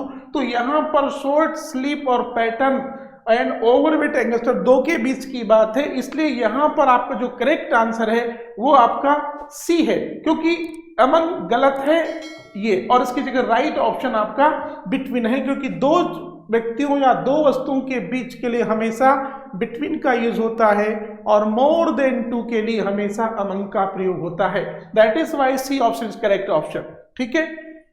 इसके बाद यहाँ पर नेक्स्ट सेंटेंस में आप देखिए, यहाँ पर भी करेक्ट फॉर्म फिलअप करना है, टेंस का ही एक टेंस से जुड़ा हुआ यहाँ पर सेंटेंस है। The experience of nursing an injured bird left me grateful for knowing the importance of being kind and compensate to all creatures. तो यहाँ पर क्या करो, वो कह रहे हैं कि लेफ्ट मी, मुझे छोड़ा गया, जब भी मैंने घायल पक्षी को नर्स किया तो यहाँ पर जो ऑप्शन होगा वो लेफ्ट मी फीलिंग, मेरी भावनाओं ने मुझे छोड़ दिया। तो यहाँ पर जो करेक्ट आंसर होगा आपका वह है फीलिंग, ठीक है। तो एग्जैक्ट आंसर फीलिंग आएगा, आया समझ में, ये ध्यान रखना है आपको। तो इस प्रकार से करेक्ट आंसर आपको फिलअप करवाया जाएगा। तो ये ग्रामर का पोर्शन था। इसके बाद हम सीधी बात करते हैं रिपोर्ट डायलॉग राइटिंग में। यह रिपोर्ट स्पीच है, मैंने आपको बता दिया था। Unlike the previous month he had been away. देखिए यहाँ पर अब ये जो सेंटेंस है आपका, ये रिपोर्टेड स्पीच से संबंध रखता है, डायरेक्ट इनडायरेक्ट का टॉपिक जो ग्रामर में हमने आपको पढ़ाया है। आपको पता होगा किस प्रकार से डायरेक्ट को इनडायरेक्ट में हम बदलते हैं। तो vendor it is nice to see you sir, vendor कहता है कि it is nice to see you sir, और कस्टमर कहता है कि yes indeed unlike last month I have been away from quite some time this month. The vendor greeted his customer respectfully and mentioned that he was pleased to see him, and the customer answered in the affirmative, और affirmative में यहाँ पर answer देता है and explained that। अब इसके बाद आपको इस वाले पैसेज को यानी कस्टमर के डायलॉग को आपको कन्वर्ट करना होगा। तो अनलाइक की जगह आ जाएगा, ठीक है। और वहां पर जो लास्ट मंथ था, और लास्ट मंथ को हम प्रीवियस मंथ में कन्वर्ट करते हैं। हमने एडवर्ब के कन्वर्टेशन में आपको बताया था, समझाया था कि लास्ट का द प्रीवियस होता है, ठीक है। यहाँ लास्ट मंथ है तो द प्रीवियस मंथ हो जाएगा, और वो जो आई है वह सब्जेक्ट के अनुसार बदलता है तो यहाँ पर ही हो जाएगा। और प्रेजेंट परफेक्ट जो था उसमें वो पास्ट परफेक्ट में तो हैड बीन अवे, यानी कि have been away from for quite some time that month, this का यहाँ पर दैट हो जाता है। तो इस प्रकार से हम रिपोर्टेड स्पीच में सेंटेंस को बदलते हैं, ठीक है। तो ये तो ग्रामर का पोर्शन है। अब इसके बाद में फिल इन द ब्लैंक्स, फिर यहाँ पर आ गया, देखिए यहाँ पर फिर ग्रामर का सेंटेंस आता है। The regional competition awards, the regional competition awards have been announced, यहाँ उद्घोषित किया जा चुका है। And our school music club dash the prize, यानी कि यहाँ पर ये sentence have been announced present perfect का पैसिव वॉइस है। तो यहाँ पर जो ब्लैंक दिया जा रहा है उसमें भी आपका डी ऑप्शन राइट होगा, हैज ऑन, क्योंकि सेकंड ऑप्शन में भी आपका ब्लैंक में भी यहाँ पर प्रेजेंट परफेक्ट का ही यूज होगा। तो this is the matter of the sequence of the tense. तो आपको सीक्वेंस ऑफ द टेंस को भी ध्यान रखते हुए, उसका ऑब्जर्वेशन करते हुए सेंटेंस को पूरा पढ़ करके आपको आंसर देना होगा। देखिए ग्रामर में सही आंसर भरने के लिए, उसको एग्जैक्ट आंसर लाने के लिए बेटा आपको सेंटेंस को बहुत ही ध्यान से ऑब्जर्व करते हुए उसको पढ़ना होगा, क्योंकि इसमें सीक्वेंस ऑफ द टेंस और टेंस से रिलेटेड, पैसिव से रिलेटेड सब कुछ चीजें सेंटेंस में आती है। करेक्ट फॉर्म एक्टिव वॉइस और पैसिव वॉइस दोनों ही वॉइस में से एग्जाम में हो सकती है। तो सेंटेंस को पढ़ते समय आपको ये ध्यान रखना है कि आपका सेंटेंस एक्टिव वॉइस है या पैसिव वॉइस है। अब इसको कैसे आइडेंटिफाई करेंगे? How will you identify the sentence is passive voice और active voice? If the sentence starts with active voice, so that will be your active voice. If the sentence starts with object, that will be your passive voice. Understand? तो ये ध्यान रखना है कि आपका passive, अगर sentence आपका object से शुरू है तो वो पैसिव वॉइस होगा, और जो आपका सब्जेक्ट से शुरू है तो वो आपका एक्टिव वॉइस होगा। ठीक है, तो करेक्ट फॉर्म भरते समय ये आपको ध्यान रखना है। Keep it in your mind, because क्योंकि एग्जाम के 3 आवर्स आपका करियर डिसाइड करते हैं, और ये चीज बहुत इंपॉर्टेंट है। It doesn't important that how did you prepare yourself all the year, but the important point is that कि how to work your mind during the 3 hours of exam. आया समझ में? एग्जाम में 3 घंटे में के दौरान आपका दिमाग कैसे काम करता है, ये सबसे इंपॉर्टेंट फैक्ट है। ठीक है, साल भर क्या क्या किसने देखा, लेकिन 3 घंटे 3 hours will decide your score. तो वहां पर आपको पूरे क्वेश्चन को पढ़ना होगा, समझना होगा, क्योंकि डिमांड क्या है, what is the demand of the question, you are to understand. If you understand the meaning of the question, that 50% answer समझो कि कंप्लीट है। लेकिन जब क्वेश्चन ही समझ में नहीं आएगा, क्या पूछा जा रहा है, क्या नहीं पूछा जा रहा है, अगर आप उसको ध्यान से नहीं समझेंगे ना बेटा, तो फिर आप आंसर नहीं दे पाएंगे। बस यही एग्जाम का फोल्डर, एग्जाम में इसी बात का हमें ध्यान रखना पड़ता है, स्ट्रेटेजी बनानी पड़ती है। There are so many warriors, कहीं सारे महायोद्धा होते हैं यार, युद्ध होते हैं, दोनों तरफ की सेनाएं खड़ी होती है, महायोद्धा युद्ध में होते हैं, लेकिन जीतता वही है जो उस मैदान जंग में खड़ा होकर स्ट्रेटेजी बनाता है, एक सामरिक योजना बनाता है, वही अल्टीमेट युद्ध जीतता है। आया समझ में? इसी प्रकार आपका जो 3 hours ऑफ एग्जाम है वो आपका बैटलफील्ड है, और you are the warrior, exam warrior. और आपको वहां पेपर हाथ में आता ही पूरी सामरिक योजना बनानी है कि इसको कैसे करना है, how to deal the paper, how to start the paper, which question you are to start, पहले कौन सा क्वेश्चन करना है, क्या रणनीति होनी चाहिए, you are to decide it in examination hall. That is why it is important to understand the meaning of the question. ठीक है, आगे बढ़ते हैं। इसके बाद में यहां पर देखिए, यहां पर भी ग्रामर का ही पोर्शन है। देखो, the river runs through your veins, sentence को पढ़ते चलो, समझ के चलो कि the river runs through your veins. देखिए रन्स यहां पर प्रेजेंट इंडेफिनिट है। ओके, ट्रीज एंड माउंटेन्स, यहां ये ब्लैंक है भाई, ये कॉल नहीं है, लेकिन यहां ब्लैंक है बेटा। क्या है ये? ब्लैंक है। इस ब्लैंक में फिलअप करना है your name, the moon and stars. अब यहां पर द मून और यहां स्टार्स है, यहां पर वर्ब की फर्स्ट फॉर्म है।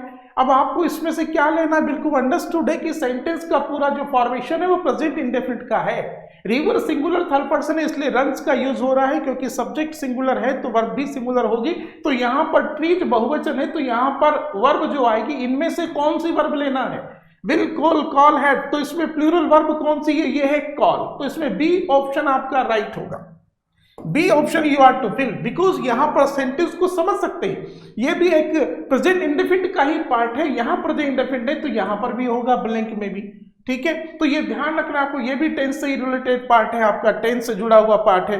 अब यहां पर भी एरर देखिए आप, ये एरर यहां पर आ रहा है कि passengers will not reach the airport late, passenger airport late नहीं पहुंचेंगे in order to avoid a fine equivalent to 5% of the basic fare. लेकिन क्या ऐसा होता है यार? यहां तो एक ओपिनियन को एक्सप्रेस किया जा रहा है, यानी कि एडवाइस की जा रही है, इसलिए विल यहां पर गलत हो जाएगा। इसलिए विल के स्थान पर क्या होगा, पैसेंजर शुड नॉट रीच। तो यहां पर ये गलती क्या है, गलती आपका विल है, विल गलत है। यहां पर विल की जगह आपको किसका करना है, शुड का यूज करना होगा, शुड, ये शुड यूज करना होगा, क्योंकि ये एडवाइस है। The passenger should not reach the airport, ये सुझाव दिया जा रहा है कि पैसेंजर को एयरपोर्ट नहीं पहुंचना चाहिए। Late in order to avoid a fine equivalent to 5% of the basic fare. Okay, तो ये ध्यान रखना, ये मॉडल वर्ब है, मॉडल वर्ब को सही करेक्ट फिलअप करना चाहिए। तो मॉडल वर्ब की टेंडेंसी दिमाग में होनी चाहिए, in what tendency, for what tendency, which modal verb will B provide appropriately. ये अब तक मॉडल वर्ब में आपको पढ़ाया, समझाया कि कौन सा मॉडल किस कैटेगरी में कहां कैसे अप्लाई किया जाता है, तो ये भी आपको ध्यान रखना है। तो यहां पर विल के स्थान पर शुड का यूज होगा। अब हम राइटिंग पार्ट की बात करते हैं।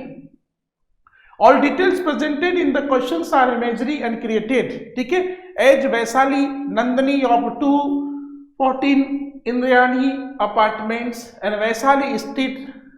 ठीक है, Raipur, you believe that informing ecology clubs and appointing eco minders in your city can aid in the preservation and conservation of nature. Write a letter to the MLA of your city area. आपको letter लिखना है अपने शहर के area MLA को, about 120 word suggesting the need to form such clubs, share their importance and applications, recommended involvement of resident volunteers for implementation of eco club activities, and nurture and protect the local ecosystem. या 2 letter होंगे, आपको choice में एक करना होगा। तो ये letter किस बारे में आपको समझ में आ गया होगा।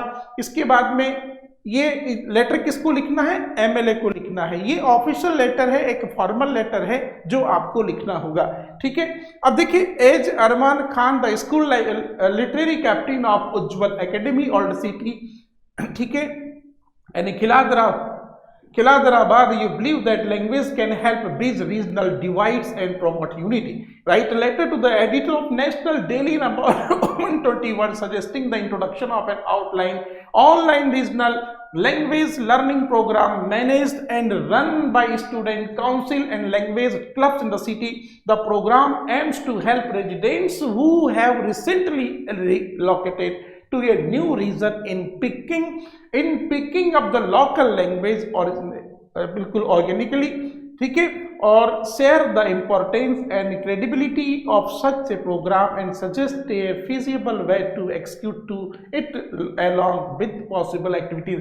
तो ये लेटर की लैंग्वेज आप समझेंगे। अब देखो, लेटर लिखने के लिए क्या करना पड़ेगा आपको, बस ये फॉर्मेट आपको फॉलो करना पड़ेगा। जो भी फॉर्मेट होता है उसमें सबसे पहले क्या करते हैं कि जैसे हमारा पहला लेटर था जो कि लिखना है, तो सबसे पहले यू आर टू मेंशन यहाँ पर एड्रेस, ये आपने अपना एड्रेस मेंशन कर दिया। यानी कि फॉर्मल लेटर में सबसे पहले you are to mention your address mention करने के बाद फिर एक लाइन छोड़ करके आपको ये डेट मेंशन करनी है जो यहां पर हो रही है। ठीक है, ये डेट मेंशन होगी आपकी। ठीक है, डेट मेंशन हो गई आपकी, हो गई,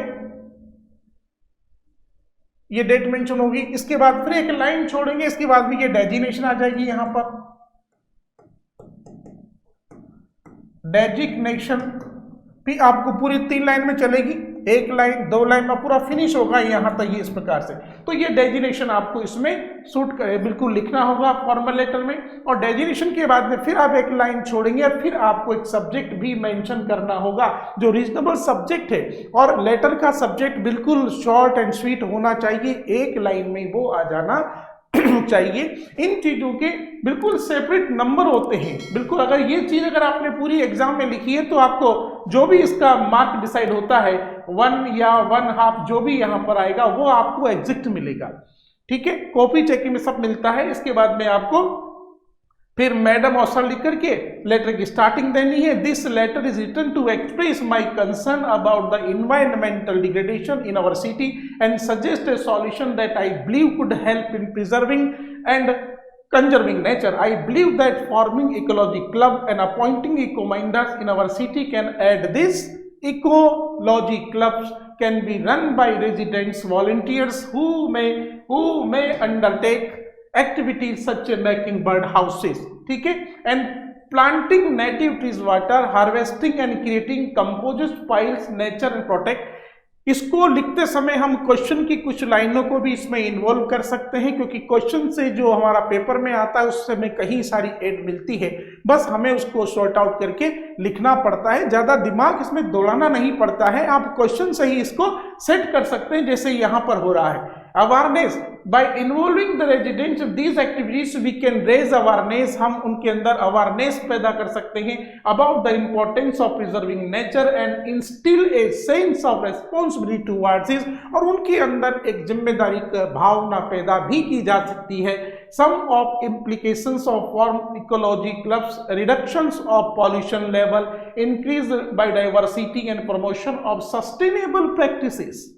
ठीक है, the initiative will enhance the quality of life the residents and providing them with the green and healthy environment. Madam you are requested to kindly, और ये बिल्कुल पोलाइटली एंड आपका पेपर में लास्ट में क्वेश्चन में करना पड़ता है हमको एंड में कि kindly consider this suggestion to ensure better preservation and conservation of nature और योर्स सिंसियरली। तो यहाँ पर ये योर्स सिंसियरली ये हमारा लास्ट में यहाँ पर नीचे हम सब्सक्रिप्शन देते हैं, तो सब्सक्रिप्शन लिखते समय सब्सक्रिप्शन को आपको इसी ढंग से लिखना है जैसे ये योर्स लिखना है, ऐसे ही बिल्कुल अपोस्ट्रोफी मार के इस प्रकार से हम उसको नहीं लिखते। आप अगर इस प्रकार से लिखेंगे तो ये गलत माना जाएगा, ये गलत तरीका है। ये इसको सीधा डायरेक्ट ही हम जो है बिल्कुल योर्स ही लिखेंगे विदाउट पुटिंग एनी अपोस्ट्रोफी, आया समझ में, तो वो राइट होगा। और इस प्रकार से ये आपका लेटर पूरा होता है। तो सेकंड लेटर जो होगा वह भी इसी प्रकार से है।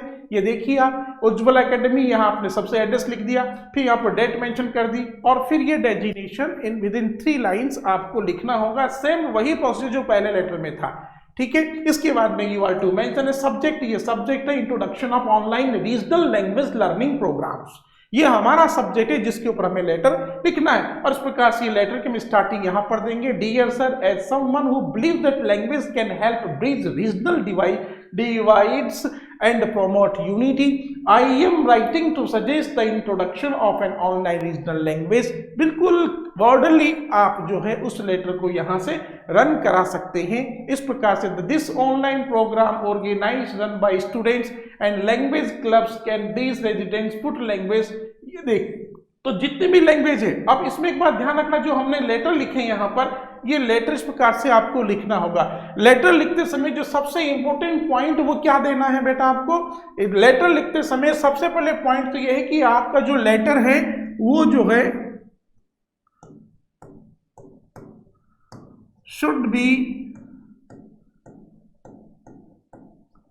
ऑर्डरली, यानी कि उसका जो क्रम है, इसे पॉइंट ध्यान रखना कि वो क्रमबद्ध रूप से आपको लिखना होगा, उसमें कोई डिसऑर्डर नहीं होना चाहिए। सेकंड पॉइंट इसमें आता है कि आपको यूज सिंपल लैंग्वेज, आपको इसमें सिंपल लैंग्वेज का यूज करना है, यानी लैंग्वेज आपकी सिंपल हो, कॉम्प्लेक्स या कॉम्प्लिकेटेड लैंग्वेज या मेटाफोरिकल लैंग्वेज का यूज नहीं करना है। Don't try to use metaphorical language, figurative language in your letter writing, और वेदर चाहे आर्टिकल राइटिंग हो चाहे पैराग्राफ राइटिंग हो, you are to use simple language so that it may be understood properly by the examiner. आया समझ में, ध्यान रहे कि उसको आसानी से समझ में आना चाहिए। आप जो लिख रहे हो बिल्कुल क्लियर और स्पष्ट सिंपल लैंग्वेज में होनी चाहिए ताकि उसको समझने में दिक्कत ना हो। आपकी कॉपी में आपकी क्लैरिटी होनी चाहिए ताकि दिखने में दिक्कत ना हो। जितनी दिक्कत होगी उतने ही मार्क्स रीड करते जाएंगे।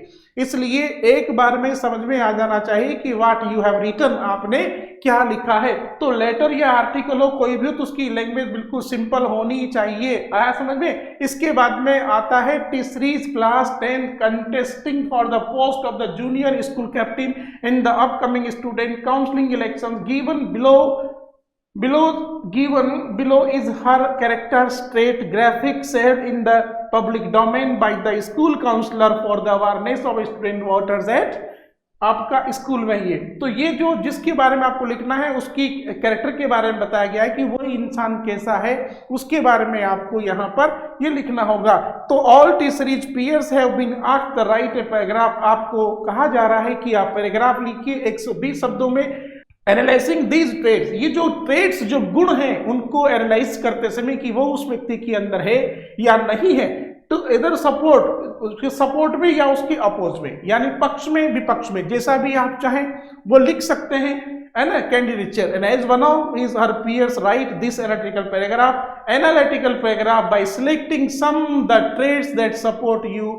ठीक है, जो जिसको भी आप सपोर्ट, जो भी ट्रेड आपको अच्छा लगता है उसका सपोर्ट देते हुए आपको एक एनालिटिकल पैराग्राफ लिखना है। यू में बिगिन दिस लाइक, आपको दे भी रखा है यहाँ किस तरह से स्टार्ट देना है।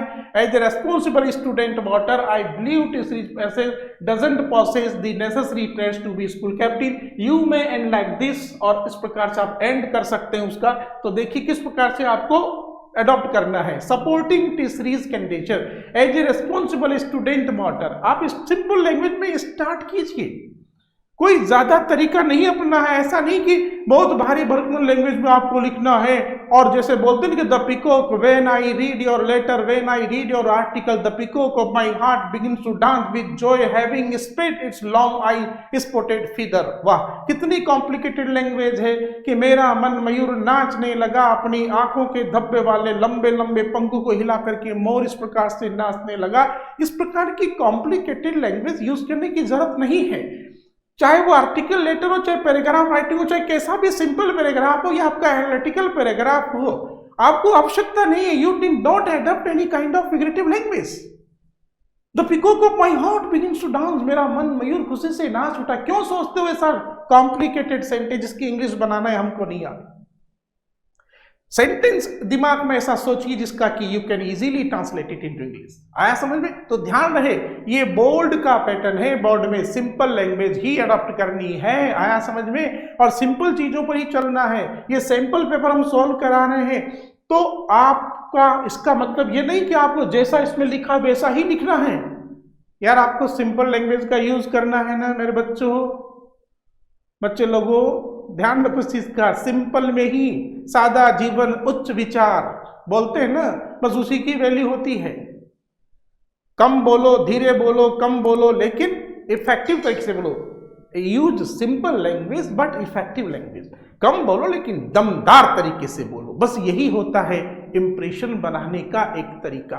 बहुत से व्यक्ति बहुत देर तक बोलते रहते हैं, मर जाओ जो लिख देते हैं, 300 500 सब लिख देते हैं, लेकिन उसमें कुछ भी एक भी पैराग्राफ काम का नहीं होता है। कोई मतलब नहीं है 9 दिन चले 2.5 कोर्स वाली प्रक्रिया एडिशन नहीं अपनाना है आपको। जो सब्जेक्ट पूछा जा रहा है, जिस पर क्या पूछा जा रहा है, बस वही टू द पॉइंट आपको लिखना है। टू द पॉइंट के ही नंबर होते हैं। इस बात का आप ध्यान रखें, सैंपल पेपर में भी वही समझाया जाता है, लेकिन हूबहू आपको अडॉप्ट करने की जरूरत नहीं है। आप अपना दिमाग भी इस्तेमाल करेंगे। वैल्यू आपके एफर्ट्स की, आपके दिमाग की है कि क्या योजना है, कैसे जीतना है। आया समझ में? कैसे सॉल्यूशन देना है, कैसे आंसर लिखना है, how to write the answer, you are to decide it according to demand of the question in the exam. समझ में आई चीज? तो इसके इन चीजों को ज्यादा इंपोर्टेंट जरूरत नहीं है, आप अपना तरीका अपनाए। तो यहां पर ये एक तरीका है। As a responsible student, what I believe T3 possesses the necessary traits to be an excellent school captain. Her discipline, steady routine, and hard work ethic indicate her ability to prioritize and manage her time effectively. T3 is less impulsive but sensitive and focuses on the excellent outcome of tasks assigned to her, demonstrating and good decision making skills. ठीक है? Additionally, her willingness to help peers in academic and personal difficulties highlights her। पहले उसका आप उसके trait को explain कर देंगे और फिर थोड़ा बहुत आपको लगे कि उसका अपोजिशन भी यहाँ दिया जा सकता है, तो ये अपोजिशन भी आप लिख सकते हैं। ठाए समझे? इसके बाद ये बी क्वेश्चन नंबर 5 आता है, as the captain of the school culture club. तो यहाँ पर क्या करना है, been asked to study given itinerary provided tour organising vendor. ठीक है?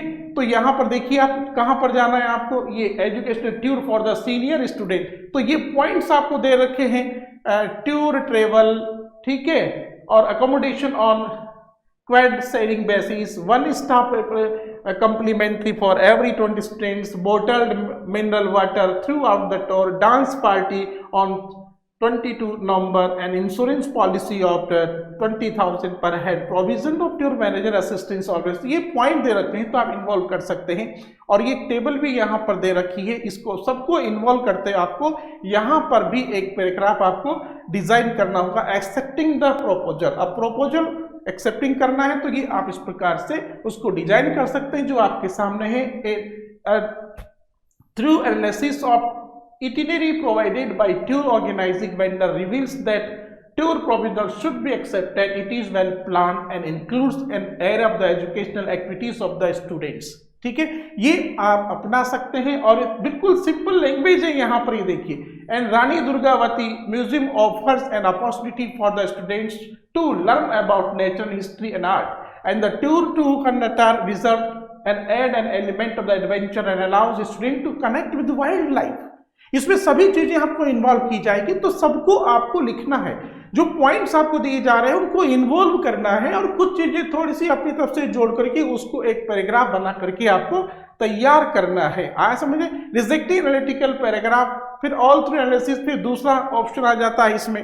इस प्रकार से आपको ये लिखना होगा according to table, according to point. Second, इसके बाद में आता है हमारा लिटरेचर पोर्शन, सी सेक्शन। अब नाम स्टार्ट होता है जो लिटरेचर का पोर्शन है। सी सेक्शन में आपको दोनों टेक्स्ट बुक से रिलेटेड क्वेश्चन पूछे जाएंगे। बिल्कुल सिंपल तरीका है, बिल्कुल सिंपल तरीका है। सबसे पहले ये एक्सट्रैक्ट आपको दिया जाता है यहाँ पर, read the given extract and answer the questions for any one of the 2 given.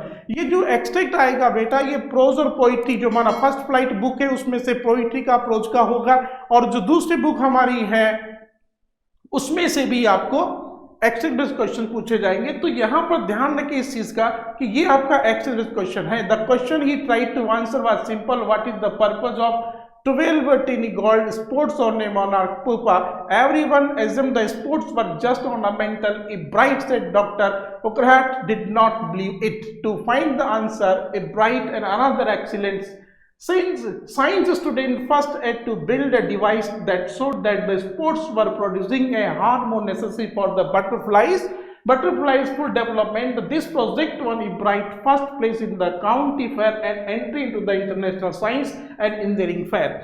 ठीक है, ये ब्राइट ने जो पुरस्कार वहां जीता था, और इसके बाद में देर की on third place for zoology and he also got a chance to work during the summer at the in बिल्कुल entomology laboratory of the Walter Reed Army Institute of Research. तो ये जो लेसन है आपका द मेकिंग ऑफ साइंटिस्ट नामक जो lesson हमारी book के अंदर है, फुटप्रिंट्स विदाउट प्रिंट्स वाली जो बुक है उसमें से, यानी मेकिंग द साइंटिस्ट वाले लेसन में से ये पैराग्राफ लिया गया है। अब यहां पर इसके क्वेश्चन आते हैं। State any one inference about doctor Urquhart from the, ठीक है, for the given context. Everyone assumed the spots were just ornamental. A Bright said, but Dr. Urquhart did not believe it. Any answer क्या होगा? We can infer that. कि हम क्या निष्कर्ष निकाल सकते हैं? तो कोई सा भी इनमें से एक निष्कर्ष हम निकाल लेंगे। Doctor Urquhart was a scientist who questions assumption, बिल्कुल राइट है। He was willing to investigate alternative explanation for phenomena, and Dr. Urquhart was a curious, open-minded scientist, बिल्कुल सही बात है। तो he was not content to simply accept conventional wisdom। तो तीनों में से any, यानी कि anyone, इनमें से कोई एक आंसर हम ले सकते हैं, ठीक है। इसके बाद में फिर स्टेट ट्रू और फॉल्स आपको निकालना है। ट्रू फॉल्स क्या है इसमें से? ट्रू फॉल्स क्या है देखिए, क्या ट्रू फॉल्स है इसमें स्टेटमेंट से? A or D below can be applied to the questions. What is the purpose of the 12 tiny gold spots on the monarch pupa? तो क्या ऑप्शन होगा इसमें सही? ट्रू है। This is statement would not be called a hypothesis, assumption and promise of theory. It is simply to statement of the question that a Bright was trying to answer. बिल्कुल ये सही है, ठीक है। इसके बाद में नेक्स्ट क्वेश्चन है, a bright approach towards finding the purpose of the gold sports on a monarch pupa was highly effective, elaborated about 40 words with reference to the extract. तो यहां पर देखिए, इसको आप एलोबरेट कीजिए। A bright's approach was highly effective, उसकी जो approach थी वो काफी इफेक्टिव थी in finding the purpose of the gold sports on the monarch pupa.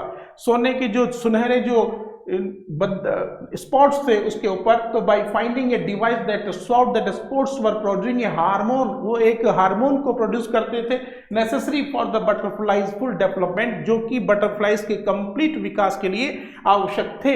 आया समझ में? Provided evidence and contradicted the prevailing assumption that the spots were surely ornamental and this opportunities to work at research laboratories.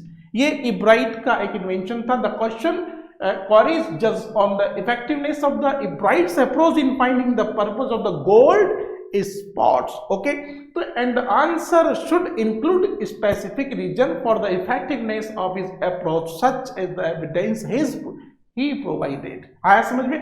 तो ये बिल्कुल उसको elaborate किया गया है कि जो उसने बात कही थी, ठीक है। इसके बाद में which phrase would correctly, तो इस प्रकार से ये क्वेश्चन का आंसर ये भी आपके सामने कलेक्ट होगा। तो ये अपॉर्चुनिटी, ये उसके लिए अवसर था, ठीक है।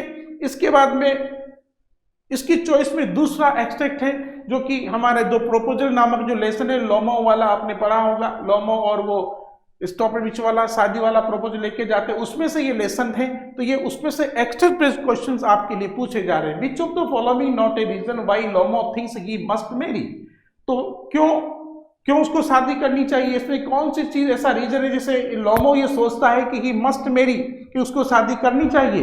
ही is already 35 years old, he suffers from palpitation, he is accessible and easily upset, he is in love with Natalia. तो which of the following is not a reason, कौन सा रीजन नहीं थे इसमें बताइए?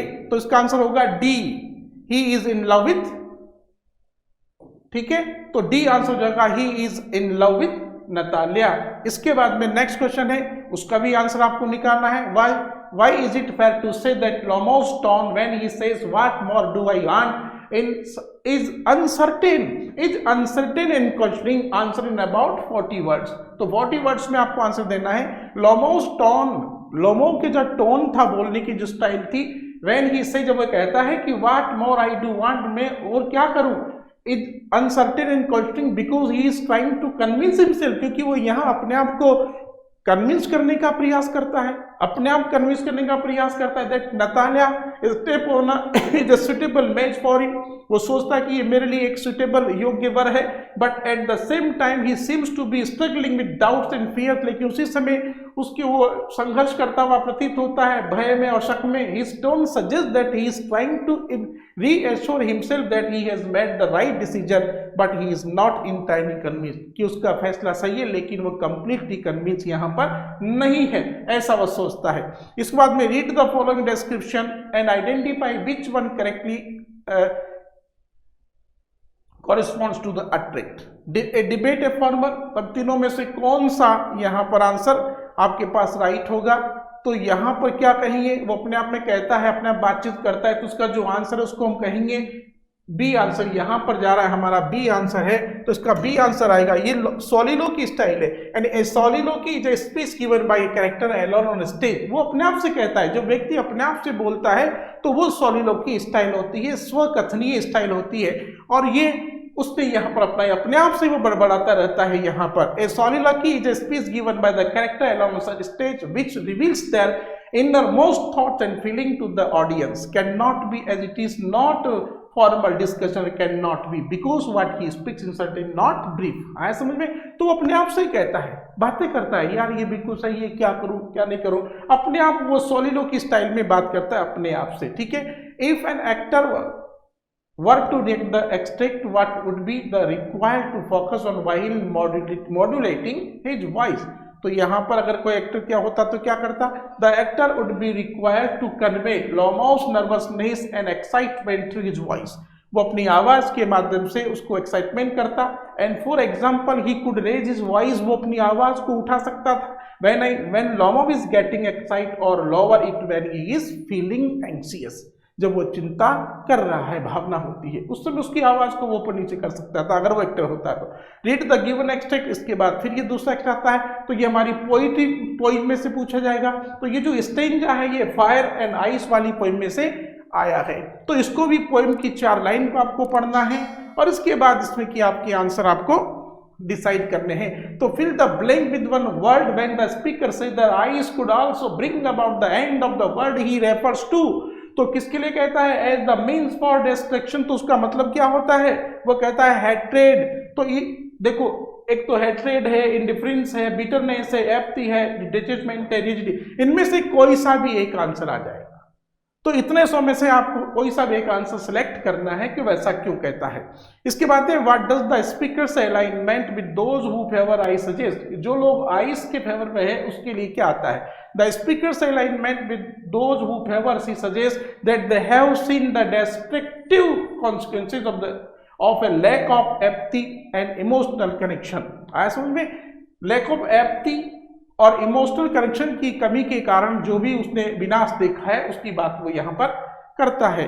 विच of the following best describes the speakers attitude towards destruction caused by ice. तो यहाँ पर क्या होगा इसका आंसर 4 में से, रेस्पेक्टफुल। क्या आंसर होगा इसका, रेस्पेक्टफुल आंसर होगा। क्यों होगा, क्योंकि the speaker acknowledge the destructive power of ice in the lines. किस लाइन में, to say that for destruction ice is also great, the use of the word great implies a sense of awe and respect for the power of ice to cause destruction. आया समझ में। इसलिए यहाँ पर answer D है।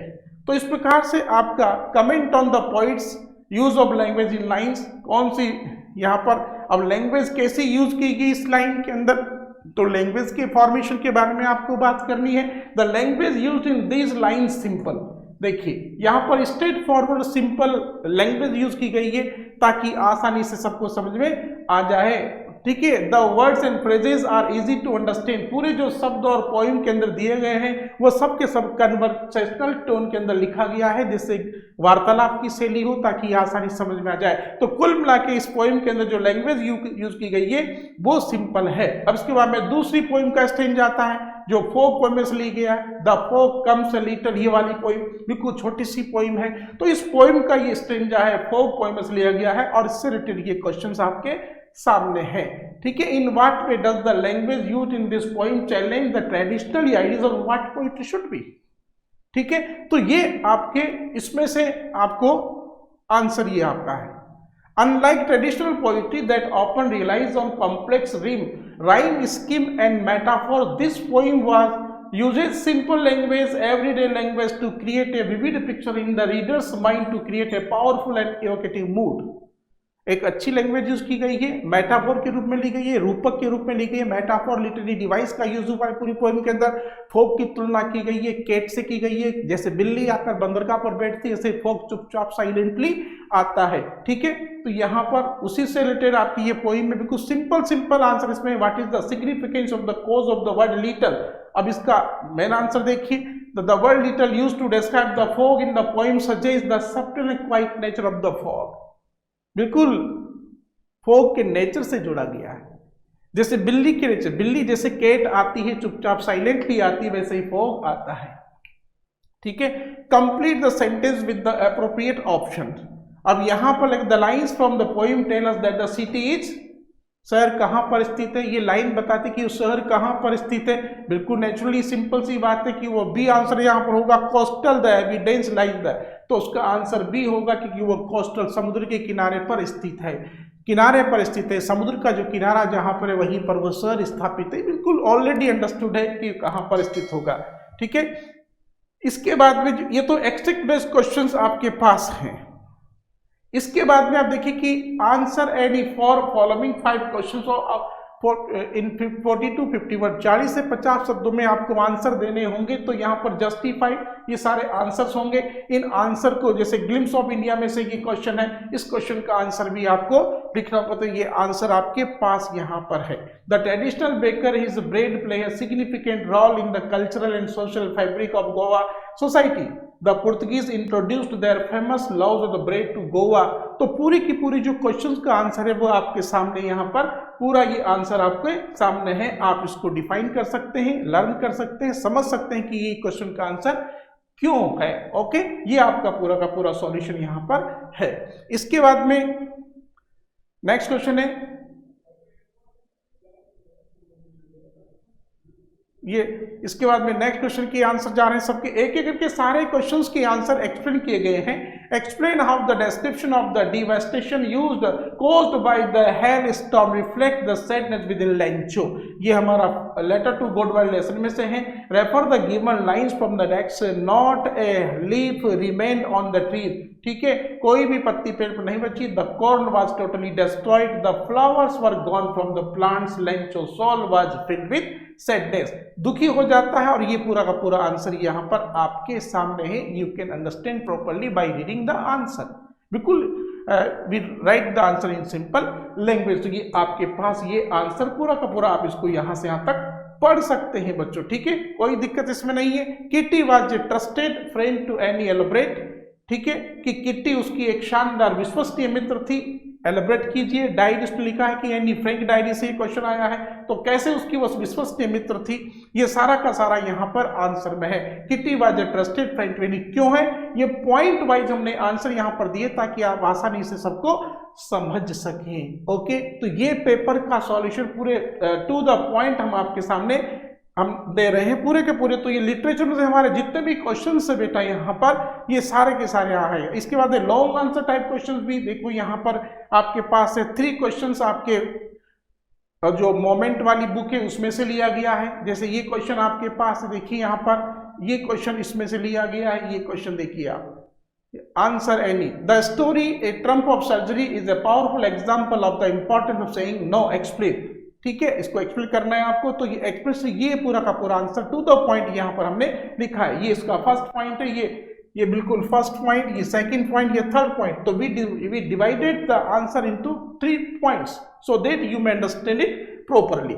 ठीक है, तो ये इस प्रकार से आपका ये पेपर पूरा का पूरा यहाँ पर विद सॉल्यूशन आपके सामने हमने दिया है। ठीक है, ये क्वेश्चंस आते हैं, इसके बाद में ये क्वेश्चन एक एक क्वेश्चन के आंसर सी सेक्शन के चल रहे हैं। इसके बाद में ये आपके यहाँ पर शॉर्ट आंसर टाइप क्वेश्चन के बाद आता है आपका लॉन्ग आंसर टाइप क्वेश्चन है, any one of the following two question about. तो ये आपका क्वेश्चन है, you have been asked to present an evolution of the process of the mothers of both and badly seagull and Amanda. देखिए seagull और Amanda ये तुलना की जा रही है, यहाँ पर दोनों की सेम पोजीशन है, वो भी उसको टीच कर रहे थे और बार बार अमांडा को भी टीच करते थे। तो उसको कंपेयर करते हुए आपको आंसर लिखना है कि you may begin this way, one acknowledge the both parents Amanda's mother and the baby seagull's mother both have reference Amanda and his first flight। उसमें से आपको रेफरेंस लेते हैं, आपको आंसर यहाँ लिखना है। ये आप पढ़ सके तो बहुत ही शानदार आंसर यहाँ पर लिखा गया है, जिसको कि आप आसानी से समझ सकते हैं। द बेबी सीगल्स मदर की बात है, और the baby seagull's mother was a parent who wanted to better her child's life by pushing him out of his comfort zone. वो उसको अपने कंफर्ट जोन से बाहर निकाल करके अच्छा बनाना चाहती थी। तो अमांडा की माँ भी बार बार अमांडा को टीच करके उसको क्या करना चाहती थी, अच्छा बनाना चाहती। तो कंपेयर करते हुए आपको ये आंसर यहाँ लिखा गया है। तो you can read the answer of this question completely. ये लॉन्ग आंसर है, आसानी से आप यहाँ समझ सकते हैं। बिल्कुल दोनों का कंपेयर भी यहाँ पर हमने किया है, ये कंपेयर भी आप देख सकते हैं, पूरा पढ़ सकते हैं बच्चों यहाँ पर। तो पूरा ज्यादा समझाने की जरूरत नहीं है, आप उसको पढ़ेंगे तो आपको आसानी से पूरा का पूरा आंसर आपको मिल जाएगा, पूरा समझ में आ जाएगा पूरा का पूरा। इसके बाद में ये नेक्स्ट क्वेश्चन आता है, you have been chosen to address a student gathering from the neighborhood schools to speak on the resilience, ठीक है, resilience of the human spirit required to transcend discrimination। Prepare the speech draft in not more 20 words with reference to the community of themes and Nelson Mandela। ये long walk to freedom the trees, तो ये उससे लिया गया है पहला जो doctor Nelson Mandela वाला जो लेसन है उससे क्वेश्चन है। तो आप इसका भी answer you can get here from, ये उस स्पीच से ही लिया गया है पूरा का पूरा। थीम भी है और ट्रांसलेटिंग डिस्क्राइमिनेशन भी यहाँ पर इसमें हमने दिया गया है। तो ये सारे के सारे लॉन्ग क्वेश्चन और इसमें हमने कंक्लूजन भी दिया है। ठीक है, तो ये कैरेक्टर, इसके बाद में as a character are the transformation. इस लॉन्ग क्वेश्चन दोनों ही बुक्स में से आते हैं, वे वैल्यू बेस्ड क्वेश्चन हो सकते हैं। इतना अलग इतना टफ क्वेश्चंस बोर्ड के पेपर में नहीं पूछे जाते, लेकिन फिर भी आप इसको तैयारी करें, लेकिन आप सिंपल तरीके से पढ़ते जाएं। हालांकि सबके आंसर आपको हमने यहाँ पर लिख दिए हैं पूरे के पूरे। इसके बाद में ये थीव्स स्टोरी, ये जो लेसन है, देखिए क्वेश्चन देखिए आप यहाँ पर, एक character are in the transformation of और development of a character throughout a story refers to the changes a character undergoes as a result of their experience, challenge and interaction with other characters. In the light of the above information phrase, the character are the thief of Ruskin Bond, the thief's story। क्या character था चोर का और अनिल का, किस प्रकार से अनिल ने उस चोर की जिंदगी को बचाई, सुधार दिया, इंप्रूव कर दिया, इंप्रूवमेंट लाया, किस प्रकार से उसकी लाइफ को सुधारा, बुरी जिंदगी को सुधारा अनिल ने, जो कि चोर उसके घर वहां रहने आया था, जिसको उसने काम दिया था, नौकरी दी थी, उसके लिए खाना बनाता था, और कैसे उसने उसकी जिंदगी को सुधारा, पूरा का पूरा डिस्क्रिप्शन स्टोरी में आपको मिलेगा। The thief's character are the story shows the transformation, पूरा किस प्रकार से रूपांतरण हुआ उसकी इविलनेस इनटू गुडनेस का। अनिल ने ऐसा क्या किया जिससे कि उस चोर की हरिसिक की जिंदगी यहाँ पर बदल गई। तो ये लास्ट क्वेश्चन था आपका यहाँ पर। ठीक है, इस प्रकार से ये पूरे पेपर का जो सॉल्यूशन है विद आंसर आपके सामने हमने इस सेकंड पार्ट में दिया है। अब पूरी आशा है हमें कि आपको पूरा पेपर का सॉल्यूशन समझ में आ गया होगा, एक एक क्वेश्चन का भी सॉल्यूशन समझ में आ गया होगा, और पैटर्न भी समझ में आया होगा कि किस प्रकार के पैटर्न पर सीबीएसई बोर्ड में क्वेश्चंस पूछे जाने वाले हैं। तो after solving this paper I hope that you can understand the question properly that will be given in the CBSE board exam in this current session. So I hope that now you can write the answer of every question after observing this sample paper of CBSE board. Wish you all the best. Thank you very much. Thank you very much and best of luck for this current session and do your best. Thank you very much.